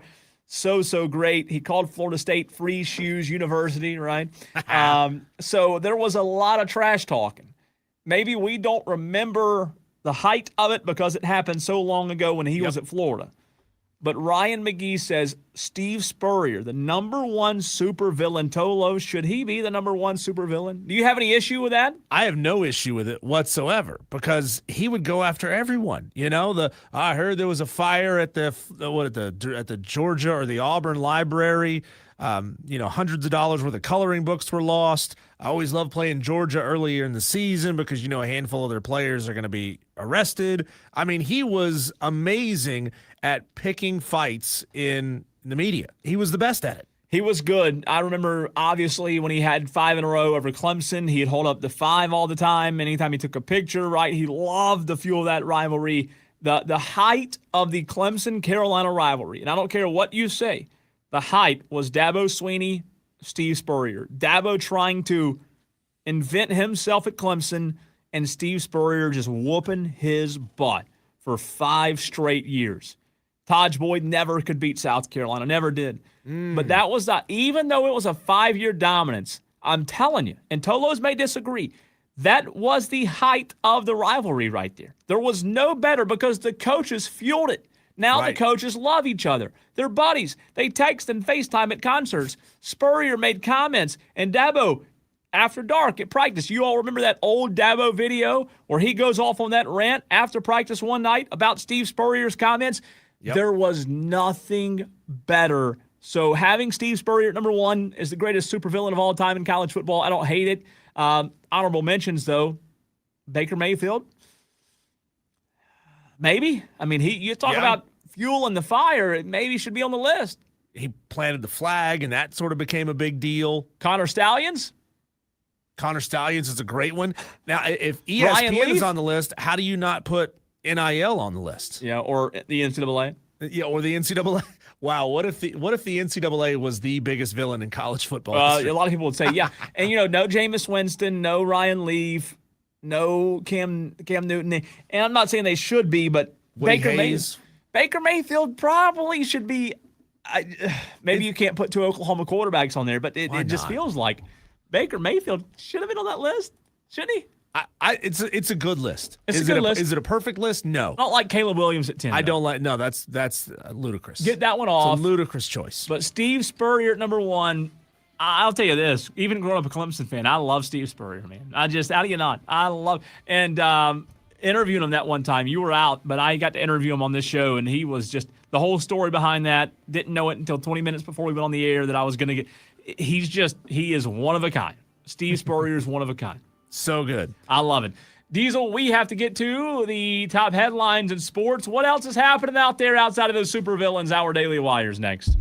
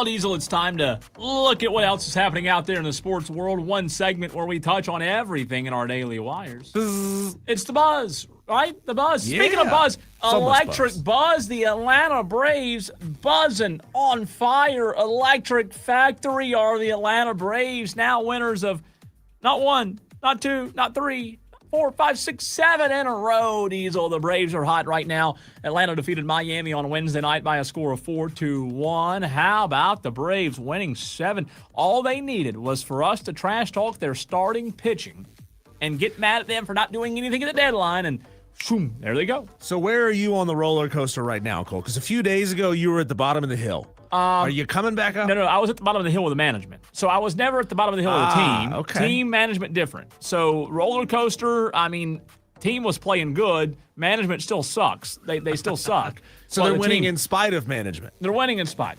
They're winning in about spite. that? And the Dodgers have lost 6 straight, too, which makes things great. Thank you to Shane Barrett's Cubs. Appreciate that. And I think Dan B's Cubs, too, right? I think Dan and Shane are. You're right.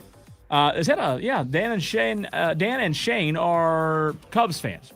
JV says the Braves and Red Sox are the 2 hottest teams right now.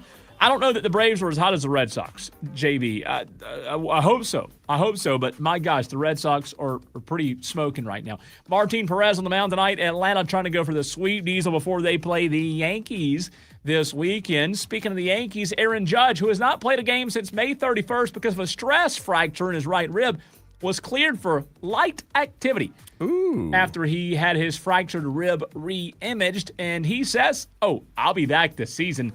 I don't know why I wouldn't be. That was always the plan to come back sooner than later, definitely, but I never had a thought of not playing this year.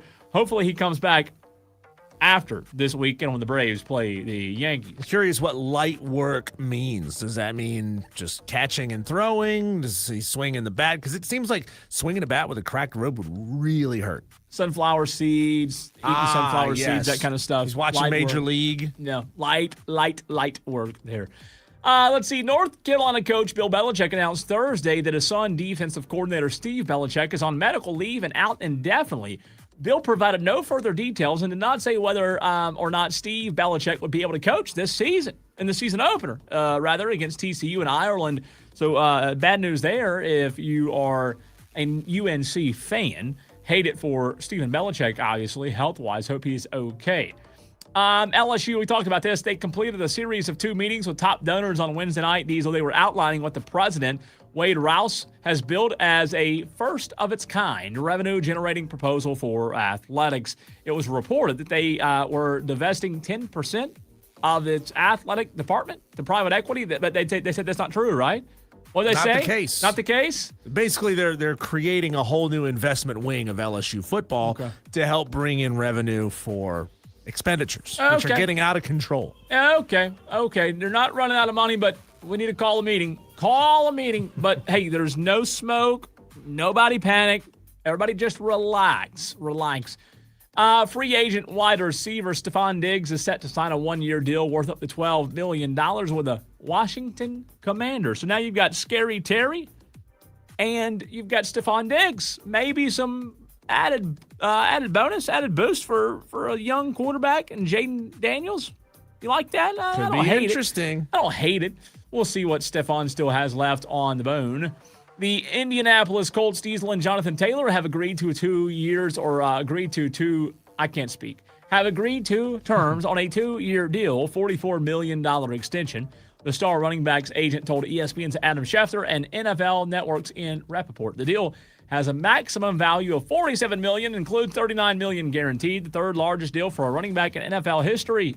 Yesterday we were talking about NFL running back deals? Yeah, Bijan Robinson just signed a huge new market-setting deal. What is it? Here to go. The pendulum swing we talked about, going right back on the stream. JB says, on June 24th, the Red Sox were 32-46. And since then, they are 30-5. That's insane. Again, on June 24th, they were 32-46. And since they're 30-5, that doesn't even, there's just no way. There's just no way. You got to come back down at some point, Oh, right? my gosh. That's crazy. They went from 15.5 games back to 5.5 games bag, says JB. By the way, NL East update for you. Speaking of the Braves, Diesel, you know who else lost last night? Yeah, Philadelphia Phillies lost. Hey. So, guess what the Braves are? 8.5 games up on the Philadelphia Phillies. Man, how good's the pitching staff been since we started bad-mouthing them? That's all it took. And last Daily Wire for you. Tampa Bay Buccaneers have no plans to trade Pro Bowl nose tackle Vita Vea and still view Baker Mayfield as a franchise quarterback, according to general manager Jason Licht. He said, I have no plans on trading Vita, he said Thursday. And also one more for you. Seahawks linebacker Derek Hall says he and teammates have made up after the fight shown on Hard Knocks. Maybe it was just for That's TV. nice. TV drama, TV ratings. Yeah, when somebody puts somebody in a chokehold and takes them to the ground, methinks that it might take a little bit longer to get over this. Yeah, I think it was just for the rating. So you got Just to get us talking. Yeah, you got to drum it up, man. Just to get us talking. Speaking of talking, Cole, we've been talking for the last, 2 hours of the show. It's time to hear from our Tolos at 844-326-3663. Rick has a special way of taking us down some dark no paths. call here, Rick. Let's hear from you other Tolos. How about the Leprechaun's agent? We got so many great Tolos that call in on the segment. Now we want to hear from you. The Tolo Takeover is next.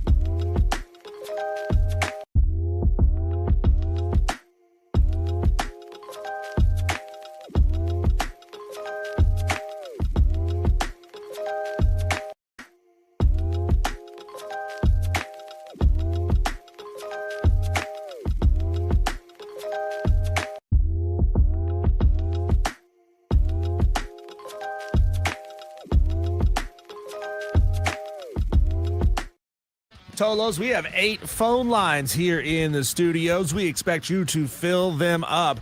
This is your opportunity every week, Thursday at this time, 5 o'clock, your chance to call in and be an interactive part of the show. You've done a great job on the text line and on the stream today, but the phone line's been lacking a little bit. And the calls that we have had, not all of them. Matt from Ohio, you were great as always. Rick from Greer, 2 out of 10 type of phone call from you earlier today. Let's see if we can pump those numbers up. I mean, it was in the negatives. It was entertaining to say the least. He was bashing one of our radio stations on our cluster, Rick. I mean, that's a -7 phone call for me. -7. Yeah. I don't grade that harshly. I mean, we have to protect the brand, Rick, and you're bad. Even if you don't like what they play, hey, we've got 2 radio stations here in this cluster that I don't like their music either, but I'm not going to sit here and bag them on the air, Rick. So I'm going to give him a -7 for that one. That was a bad phone call, by the way. So call in, be a part of the show on this, Cole, the birth of a new football season with the Carolina Panthers taking on the Cardinals tonight, 8 o'clock. That's going to be great. We should have talked about it already. Yeah, well, we may do it again a little bit later on. I want to start a rumor real quick. Grayson Mann is at Clemson's practice. Dabo and a couple of players spoke before practice. The new president, Ben Ayers, is watching practice. I want to start a rumor that he's not happy with Clemson's program. He's at practice. Here's the picture for those watching on the stream, Diesel. You see him in the white there? Yep. Well, let's get a good, juicy rumor started. Ooh. He's not. He's at practice. Things aren't going. I mean, watching over Dabo's shoulder. Yeah. Following him in, every turn, every left, every right. What's the president doing eating dinner with Dabo by himself? No, Grayson said he was chopping it up with Sweeney as they walked in. He's the new second. Is it the new second president? The second new? They had one left. 2.0. Hopefully this one stays. Because I think the other one was on campus, wasn't he? Like the President Michigan State guy who was there. Yep. He left. So that was interesting. I do want to go back to this real quick. There was a comment on the stream I wanted to bring up while Tolos were calling in. Justin, did you see Justin's comment from earlier, his question? Here it is. I'm going to put it on the stream. He asked, speaking of Clemson, and I want to get your thoughts on this, Diesel, and maybe the Tolos can get rolling on it as well. Because obviously it's a simple question, but what does shot mean? What does shot mean here? And we are now a month in just a few days from Clemson LSU. Today's August the 6th. Clemson September LSU. 5th. So we're less than a month. September 5th. Did you say less than a month from Clemson? Can you believe that? So Justin on Facebook earlier in the show asked this question. And of course, in the next month, Diesel, you and I are going to talk about Clemson LSU like what? One time, maybe twice. Yeah, maybe we'll 3 come times. around to it. He said, does Clemson actually have a legit shot against LSU? Actually have a legit shot. My response, and I want to hear what yours was as well, Tolos, want to hear what yours is. Clemson, Carolina, doesn't matter. 844-326-3663. Diesel, I said back to Justin, do they have a shot? Yes. Do I think it's a long shot? Also, yes. I guess how you answer this question depends on what a shot looks like for you. Is it a shot like this? Is it a shot like this? And I'm talking for those that can't see on the stream that aren't watching the show. Is it a small gap? Is it a big gap? Is it a small shot? Is it a long shot? Yeah. How far is that chasm?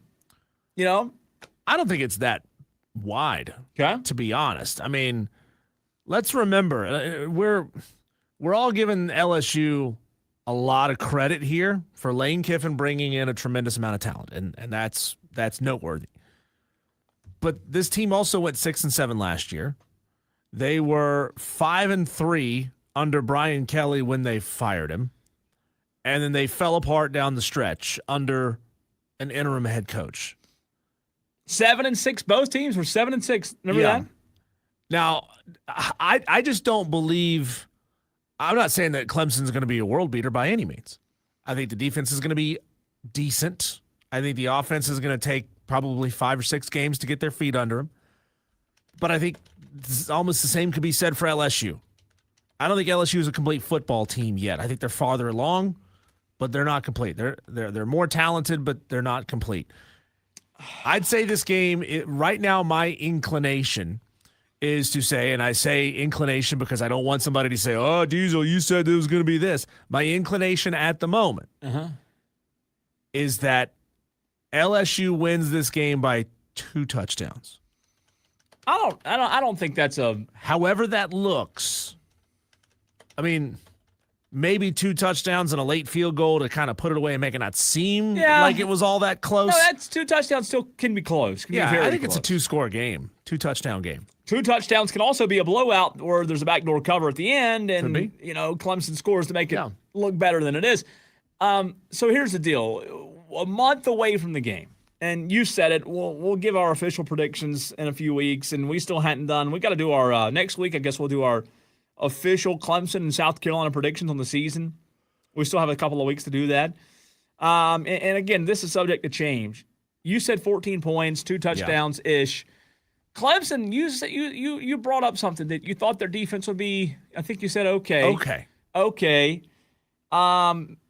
That last year their defense was 33rd in scoring defense. They allowed 21.4 points per game. They were 24th nationally in defensive SP plus, win rating of 18.9. Getting into some advanced metrics.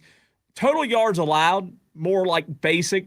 Total defense allowed, Diesel, mid-tier nationally, depending on the specific stat you're looking for, right?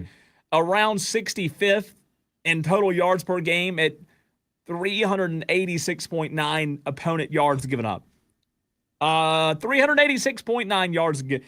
So they weren't a good defense last year. Were they god-awful? No, they weren't god-awful, but they weren't a great defense. LSU, you said it, they were also 7-6 a season ago, right? Also 7-6. Where were they offensively? How, and you not to go down a rabbit hole here. We just talked about how Clemson was defensively. Here's how LSU was offensively. And this, back to yesterday's point that you and I had, this is why it's so hard with new rosters to use last year's metrics and see how they're going to match up against this year. Last year, LSU's total offense, Diesel, ranked 103rd nationally. Ugh. Gross. 103rd nationally, LSU's offense ranked. So total yards, 333 yards, not bad per game, but they were near the bottom at 22.8 points per game. 22.8 per game, which was 103 nationally. Hey, Diesel, they were 14th nationally in the SEC offensively. Passing offense, 229.5 yards per game. Rushing offense, 104.0 yards per game. So, like, this team offensively last year wasn't great. Now, here's why I say you can't use these metrics to figure out this year's game, because you got new coaches, you got new rosters, you have a little bit of the same, but is LSU going to be 103 again offensively? Like, that is unacceptable at LSU. 4 offensive starters returned from last year's team, 5 new offensive starters coming in from other teams. One of those obviously being Sam Leavitt. And what Sam Leavitt does after this Clemson game is irrelevant to this conversation. Sam Leavitt will go, and if you take Lane Kiffin at his word, yesterday in their first day of camp, if you hadn't read the headlines that Sam Leavitt was ever injured, you'd never know. He claims that Sam Leavitt is essentially, effectively, back to 100%, back to his old self. Now, will he be after camp potentially beats him up a little bit? Don't know. All we can do is go off the information that we have. I'll tell you this. And the fact that injury and recovery from that injury takes time. He shouldn't be doing much of anything in camp. I mean, let's be honest. You should have bubble wrap on you during camp. On the stream, a lot of comments, conversation going on over here, Diesel. Let's see. Let's check in. Boo, boo, boo, boo, boo. We're scrolling up. Shane Barrett, JB. JB gets us going, Diesel. He says if Clemson shows up with the defense, they'll keep it close. Shane Barrett says, he's talking about Baker Mayfield. Let me move on from that. JB just asked you, do they even know if Leavitt's playing? I would say right now, Diesel, like, unless something crazy happens, that yes, they're expecting Sam Leavitt to play. He asked also who the backup is. It is Hassan Longstreet. I do not know who Hassan Longstreet is. He was at Southern Cal last year. Yeah, sorry, Southern Cal. I don't know who he is. So that's their backup. Hussein. Don't know how good he's going to be. Young talent. Was it 5-star recruit, I think? Former 5-star recruit. And then after that, they have an E-line standout, Hussein Longstreet. Again, I didn't keep up with the USC football last year, but maybe it is. Maybe it is Hussein Longstreet who is thrown into the fire if something happens to Sam Levitt. He's also a different kind of quarterback. And I don't know how much it matters as far as his ability to run the offense. Can he run Lane Kiffin's offense? Yes or no? I think he certainly can. He to me reminds me a lot more of what Lane Kiffin had last year at Ole Miss. Yeah, it's interesting. I don't know. Keeping it close, though, back to the original question on the stream, and Tolos, you can get in at 844-FAN phone, 844-326-3663. Keeping it close, I mean, yeah, I think they can. I think does Clemson have a shot? Yeah, I think they have a shot. Let's see what Grayson, man, there were some quotes, Diesel, from Dabo Sweeney earlier today. Let me qualify my 14-point differential. Okay. I think it's a 14-point game, and LSU fairly comfortably keeps Clemson at a 14-point distance. So I'm not saying they have a 7-point lead and they score late to make it 14, so it's not as close as it looked. I'm not saying that Clemson backdoor covers and makes it look closer than it actually was. I think LSU can kind of hold them at a 14-point stretch for the majority of the second half. A little cushion, yeah. Shane Barrett wants to weigh in. 844-FAN phone. Phone lines are open. Tolos, you can get in if you have something to say. What do you think, Shane? Hey, boys. I think I heard last week I predicted Clemson to beat LSU. What's your name? Those are my thoughts. I was going to see if you guys Shane, wanted can you to stop do for a second? Can you tell us Yeah. what's your reasoning behind that? And I'm not just being a jerk. I want to know sincerely. I know. What is your sincere reasoning on why you think Clemson beats LSU? Cole, you don't have to justify your attitude towards me. I know you don't like them. That's not true. I love Shane Barrett. It's on the record. I love Shane Barrett. God hates dogs, No, hates Shane Barrett. What is it? Get Call it out. blind- Let's tell it. Let's hear it. Call it blind faith in Clemson with the receivers that they have and maybe a bit of a chip on Dabo's shoulder that's needed to be there. Does a chip on And his shoulder Cole- win games, though? Depends on who you ask. If you ask Dabo Sweeney, I think so. If you ask Baker Mayfield, I think so.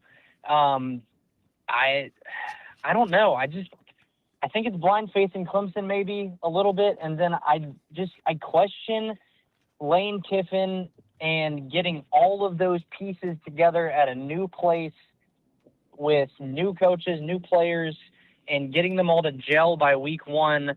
Especially like we talked about last week with the questions around Levitt's foot. Like, I don't know. There's part of me in my gut that says Clemson's going to keep it close and pull it out. Pull it out. Pull it out. JB says, I pray the Lane train face plants at LSU. That would be interesting. I do too. I think Lane's going to be good at LSU, just not this quickly.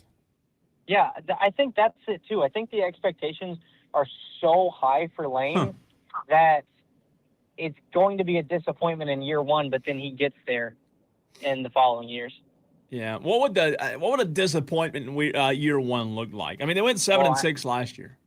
I think I predicted them last week to go 8-4, if I remember correctly. Man. They didn't pay him $91 million to go 8-4. No, Get they rid did of not. them. Get rid of them. Shane, thanks for the call, man. Yep, have a good one. Hey, Texter points out, Diesel, let's see here.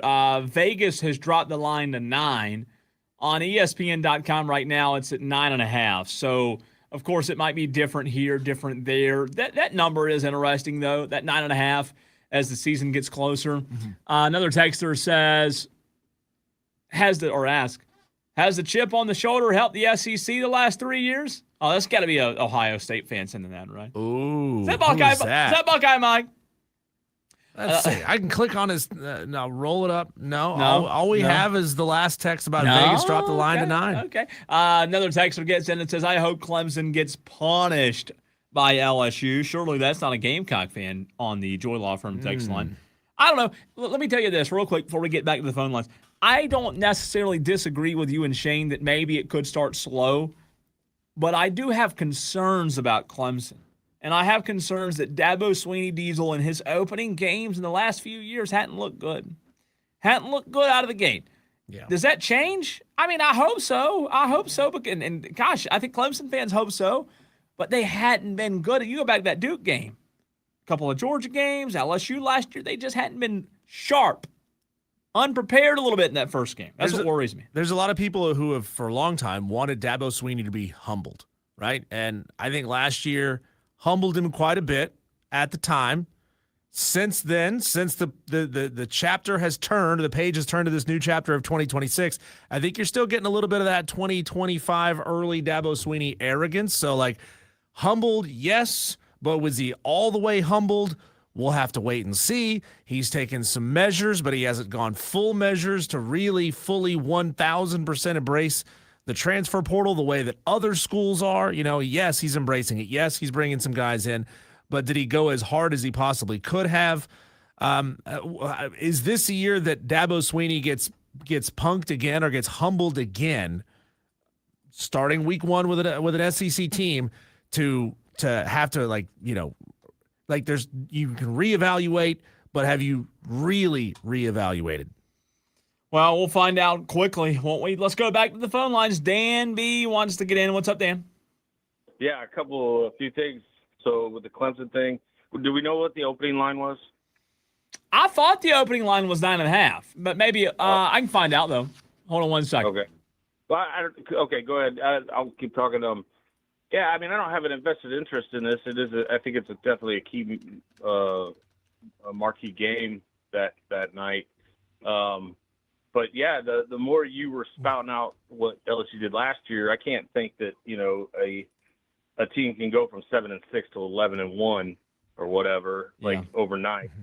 So, I mean, if Clemson is a little better than they were last year and LSU's a little better than they were last year, I don't know. It could be a dogfight. Dan, the line opened. I was wrong.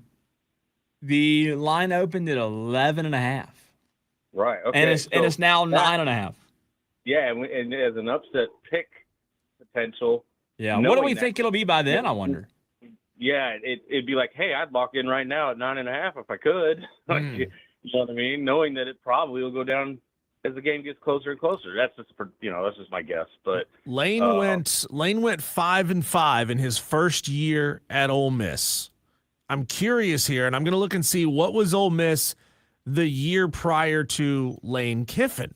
Probably not great. I mean, I know that at LSU you're probably getting more talented athletes at LSU in year one than you were getting in year one at Ole Miss.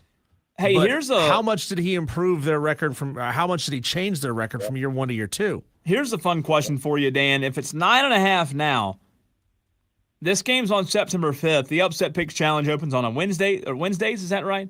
Correct. Wednesdays. What will it be on September 2nd, Dan? Yeah, I'm like off the top of my head. If I were to guess, does it move a lot? Like negative, or it'll be 6.5 or so. Really? God, that's a big movement in a month.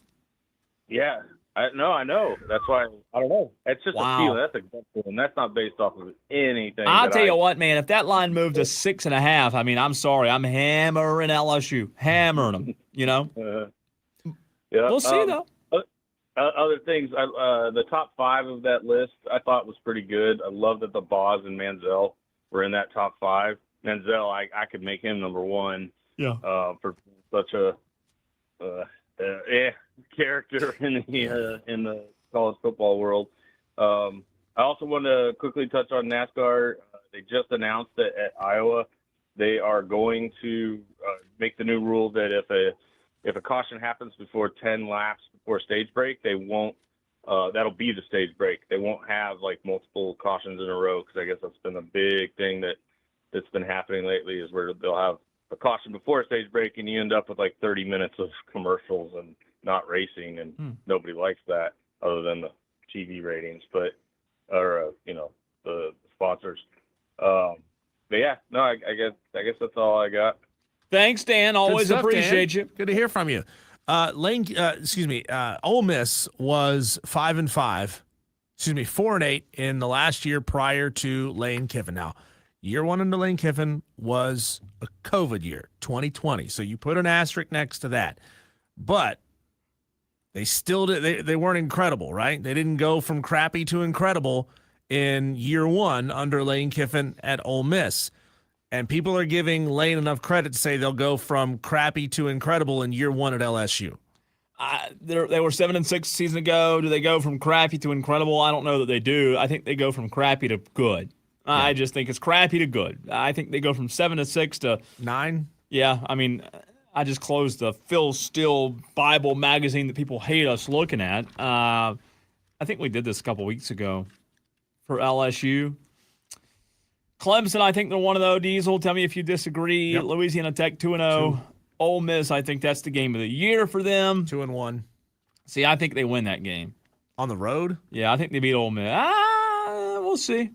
I just think Lane's going to have something up his sleeve. We'll see. I mean, I know the trash talking the week of, the mind games through the media between Lane and Pete are going to be great. Then you have A&M the next week, so you could lose 2 in a row right there if you're not careful. And then let's say the other losses, Bama, Texas.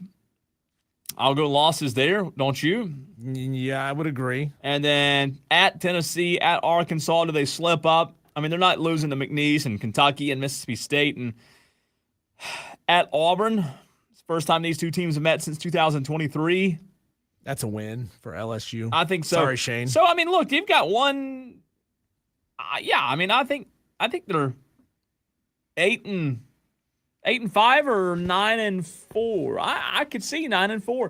I think 9-4. Lane Kiffin's first year. I think that's fine. I think that's good enough. First year, 9-4.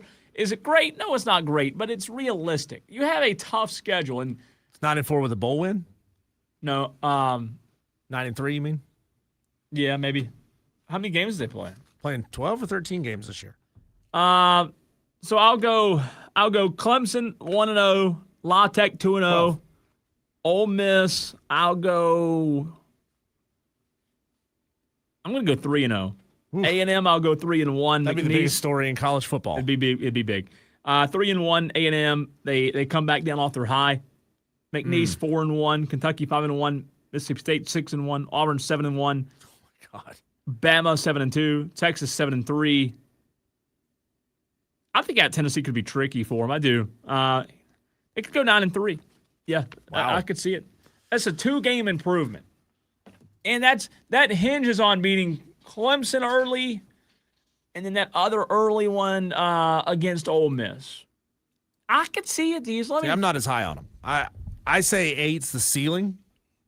Yeah, I mean, think they improved by 1. 8 or 9, I could see. 8 or 9, I could see. I don't see them going 7 again. You know, I don't think they'll win 7. I think they'll win more than 7. No, schedule didn't do them any favors, though. Schedule's tough. Schedule's tough for LSU this year. We shall see. Cocky for a reason says, Cole, can you count? They only play 12 games. I had one extra game in there. You had me confused there for a second. I was like, did they add another game? No, maybe that was the bowl win. I was giving them credit, or a bowl loss, maybe.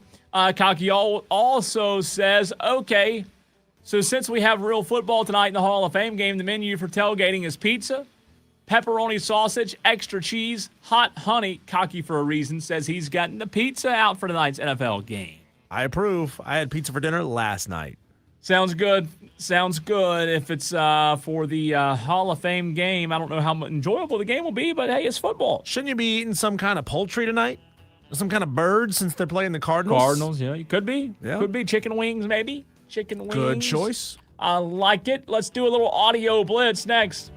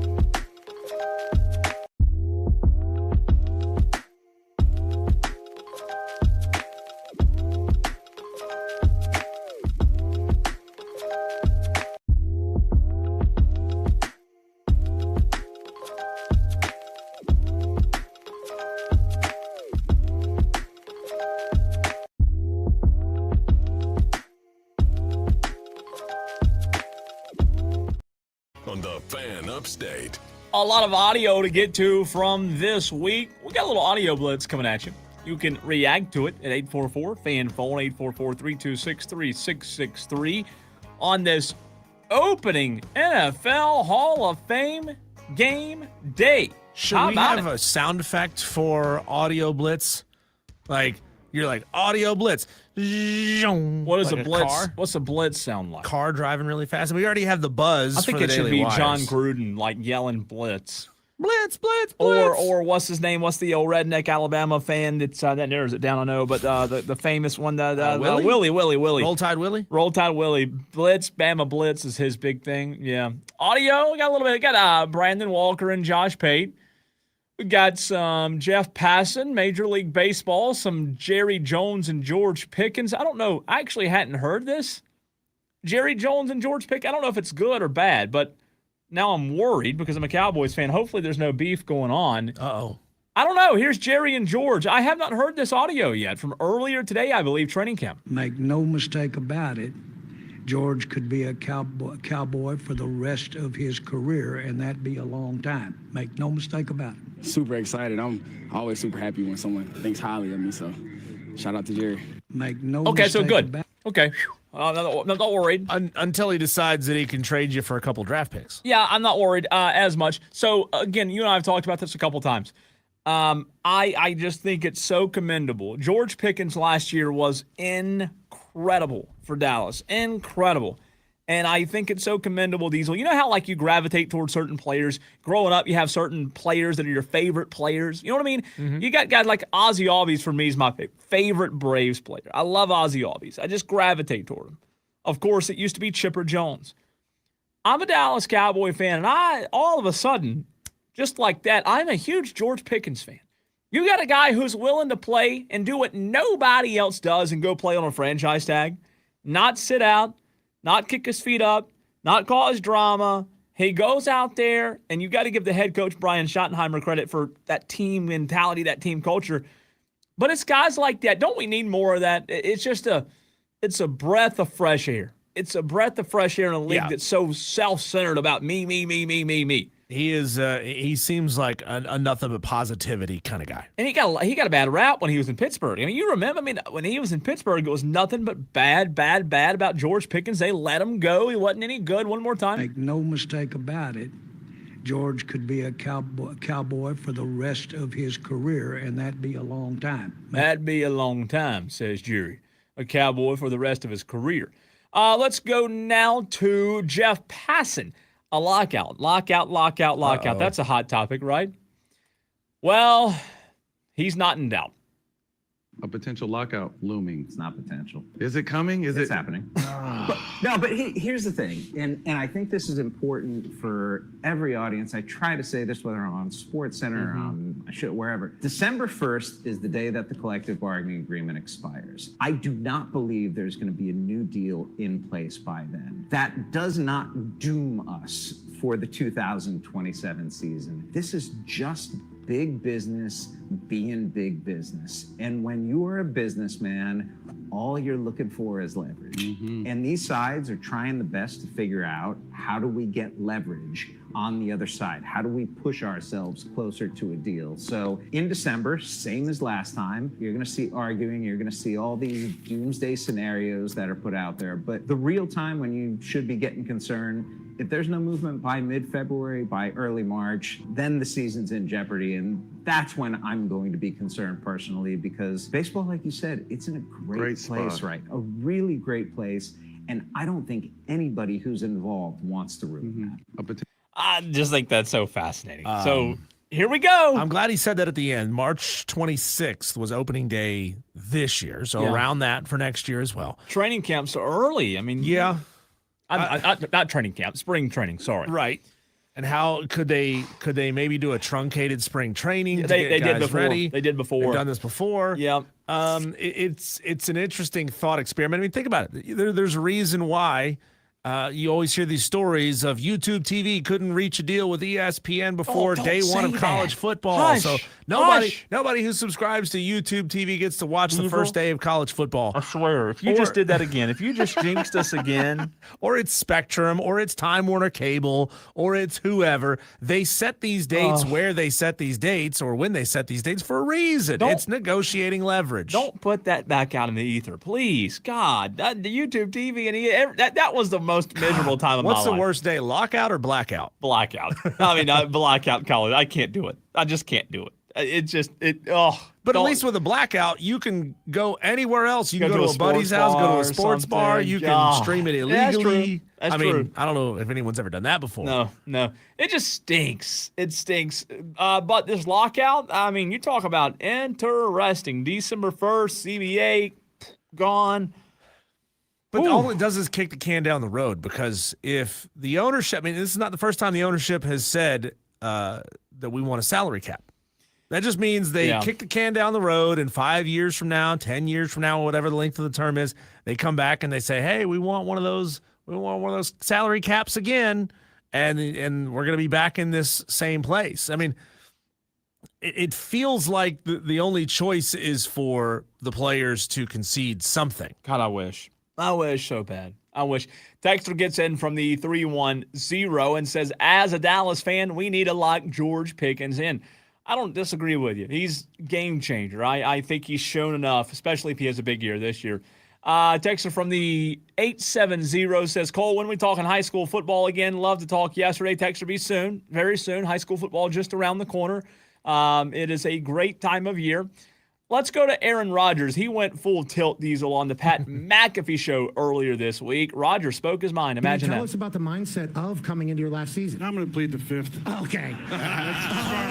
Okay. Like that absolute coward, Tony Fauci. Are you kidding me? Yeah, 111 You got times. a pardon and you pleaded over 100 times at the White House? What are you scared of, Tony? I thought you were the science. I thought you were I am science. And you get up there and you can't answer a question. And how much time did the network spend to that? How much time did they spend on my responses every week, on my vaccination status, on Taylor and Travis's wedding?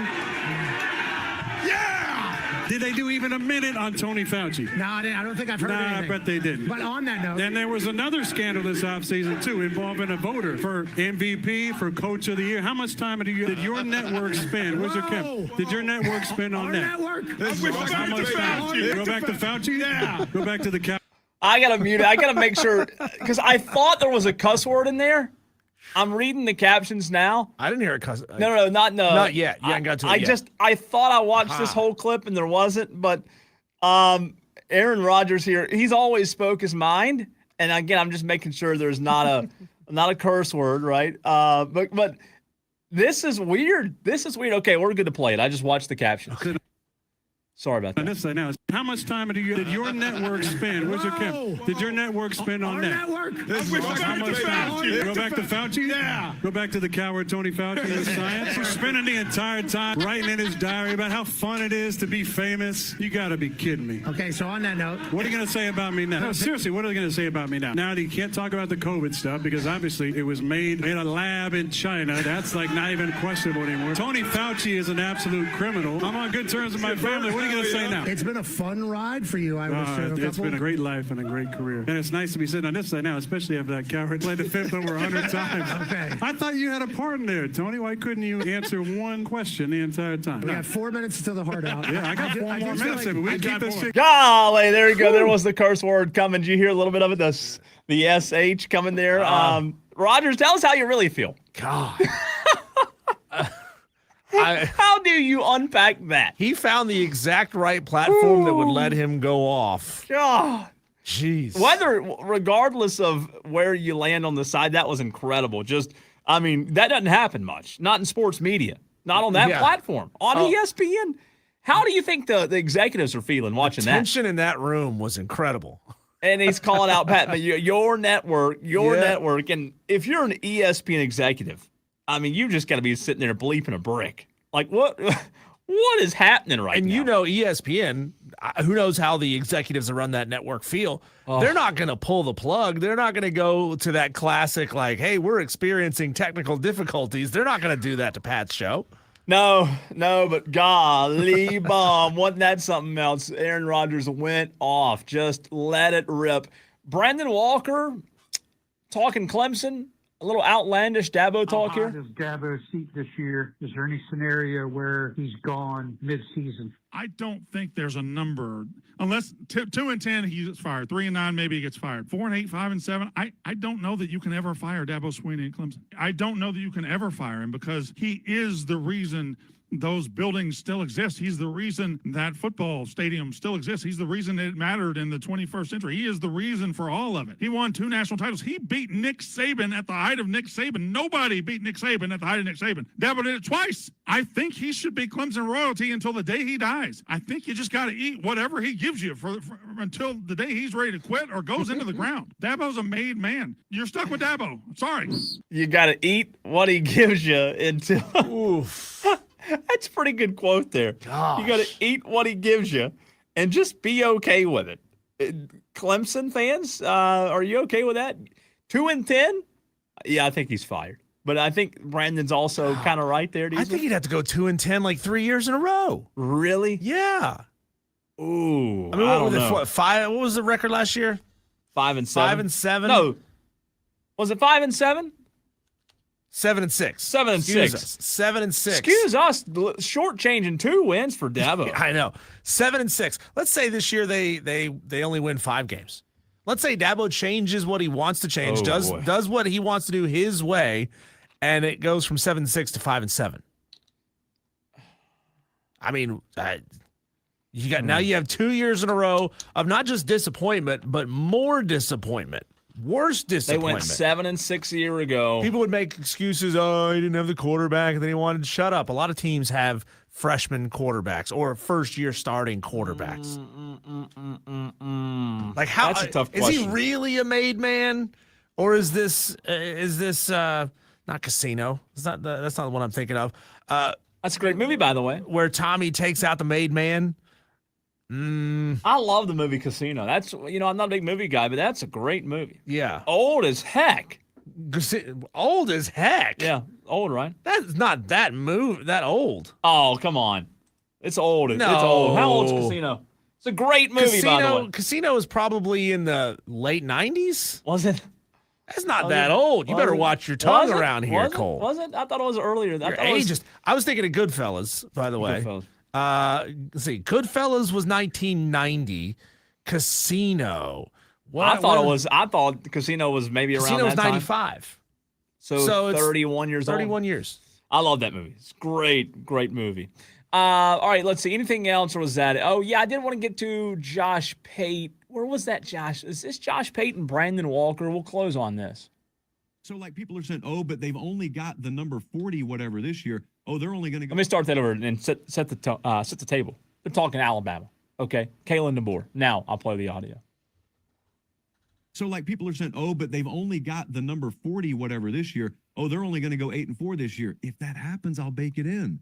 I'm not predictive with that. Well, if that happens, if they go 8-4 this year, you're not going to have to worry about ranking him in your top SEC coaches next year. Because he won't be an SEC you're coach. Crazy. If he goes 8-4, there's no way. You're saying if Kalen DeBoer goes 8-4, there's no chance Alabama moves on. They're not moving him. They're not moving. At 8-4. They're not moving. You know how insane that is? How insane is Their that? win total's 8.5. You think the state of Alabama cares about win total? That's irrelevant to reality. No. That is reality. It isn't Alabama reality. is a different world when it comes to football than everywhere else. You can't take over for Saban and go 8-4 in year 3. You just can't do it. Alabama will burn. You can sit and look at something logically, and then the passions of college football will sweep down, take that logic, and just throw it to the side. Josh Pate and Brandon Walker. I like Josh Pate. I think sometimes by himself he gets a little stale, but him and Brandon Walker together when he has a partner, that's good stuff. That was funny. Yeah. 8-4 is he fired though? Heck no. No. Heck no. Are Bama fans pissed? You dang right they're pissed. 8-4 puts them on the hottest of hot seats. Yeah, they're not fired. They're livid. I mean, they're livid. They do not want to go 8-4. And to Brandon's point, like following Nick Saban, but he's not fired. No, he's not fired. I'll tell you this, though, as we go to a break, Diesel, that would be fun radio. That'd be fun. Because Bama fans, imagine Paul Feinbaum would have the easiest job in the United States of America. Just turn the mic on, answer Hit the that phone, button. and say, caller, the floor is yours. God. 8-4 again. They would be living. Speaking of the floor being yours, Cole, there's a college football team that is offering one of its season ticket holders an unprecedented opportunity. You know how everybody says, well, I could call plays, I could do better than that. Well, it's happening at I wouldn't say a big-time school, but at a Division I school, giving you the chance to do something that no one has ever had the chance to do. We'll talk about that to close out this third hour of the show next.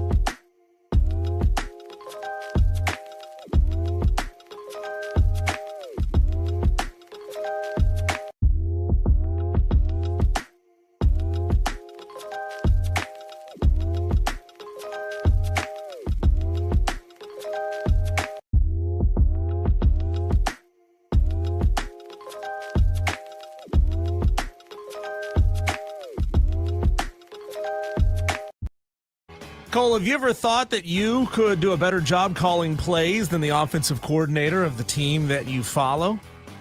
Yeah, once or twice a week, game. Yeah. Well, guess what? For the low, low price of an Akron football season ticket, you could do exactly that. Is this cool, or does this make them look like fools? The University of Akron Zips are going to select one regular season ticket holder and give them a chance to go into coaches' meetings and script the first offensive series for Akron in their home opener against Robert Morris. I saw this on Instagram, and I sent it to a couple of friends of mine who are offensive coordinators, and this is great. This is great. If you have a problem with this, you're Scrooge. Yeah. Okay? This is the coolest thing ever. It's Akron. What are they going to do? Mess up? They're used to messing up. It's Akron. I mean, maybe it's better than the OC. The OC gets fired, they hire the fan. What if they find a savant? You know, the water boy, it happened. You have a guy that came in as an aquatic engineer, and all of a sudden he's an All-American linebacker. It could happen. Yeah. Akron went 5-7 last year. They have not been good for a long time, Cole. They have almost no attendance. Last year, they averaged just 26% stadium capacity, which is not good. It's about just under 11,000 was their stadium capacity.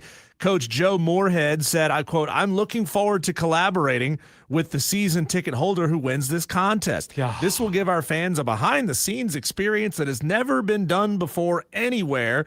So I'm excited to show them how to put together the opening script and see what they can do." That's the greatest thing. Like, that's what makes college football fun. Of course, you couldn't do this at LSU or whatever, but it's Akron, you know, like you can, it doesn't matter. The fans aren't going to know a difference. It's Akron football. And I don't even know if there are fans. Like, I don't know if they even have a stadium, you know? Not nice. Well, I mean, it's Akron. Akron. This is the coolest thing they did. I love this. This is fun. I love it. I can't wait. I hope it's on. I want to see what the play is. I want to know how many like big time gamblers are going to go buy Akron season tickets just to maybe be into this contest. Cool. That'd be cool. I wonder how many season ticket holders they actually have. 0. Akron didn't have any season tickets, Diesel. Are you kidding me? What are we doing They just here? open the gates and let you in. Season tickets. They don't have season tickets. What are they selling season tickets at Akron for? 4 hours ago, this is fun. Pat McAfee bought season tickets for every member of his show so that they might win the contest and win. Oh, my God. You could probably get season tickets to Akron. Pretty good price. Pretty good Potentially. price. That's How funny. much are Akron's? $75 per package. Not whatever bad. that means. Not bad. Diesel, as bad as that is, let's get into this list. We talked about this earlier. Too good not to bring back. Villains, college football. Let's get into it next.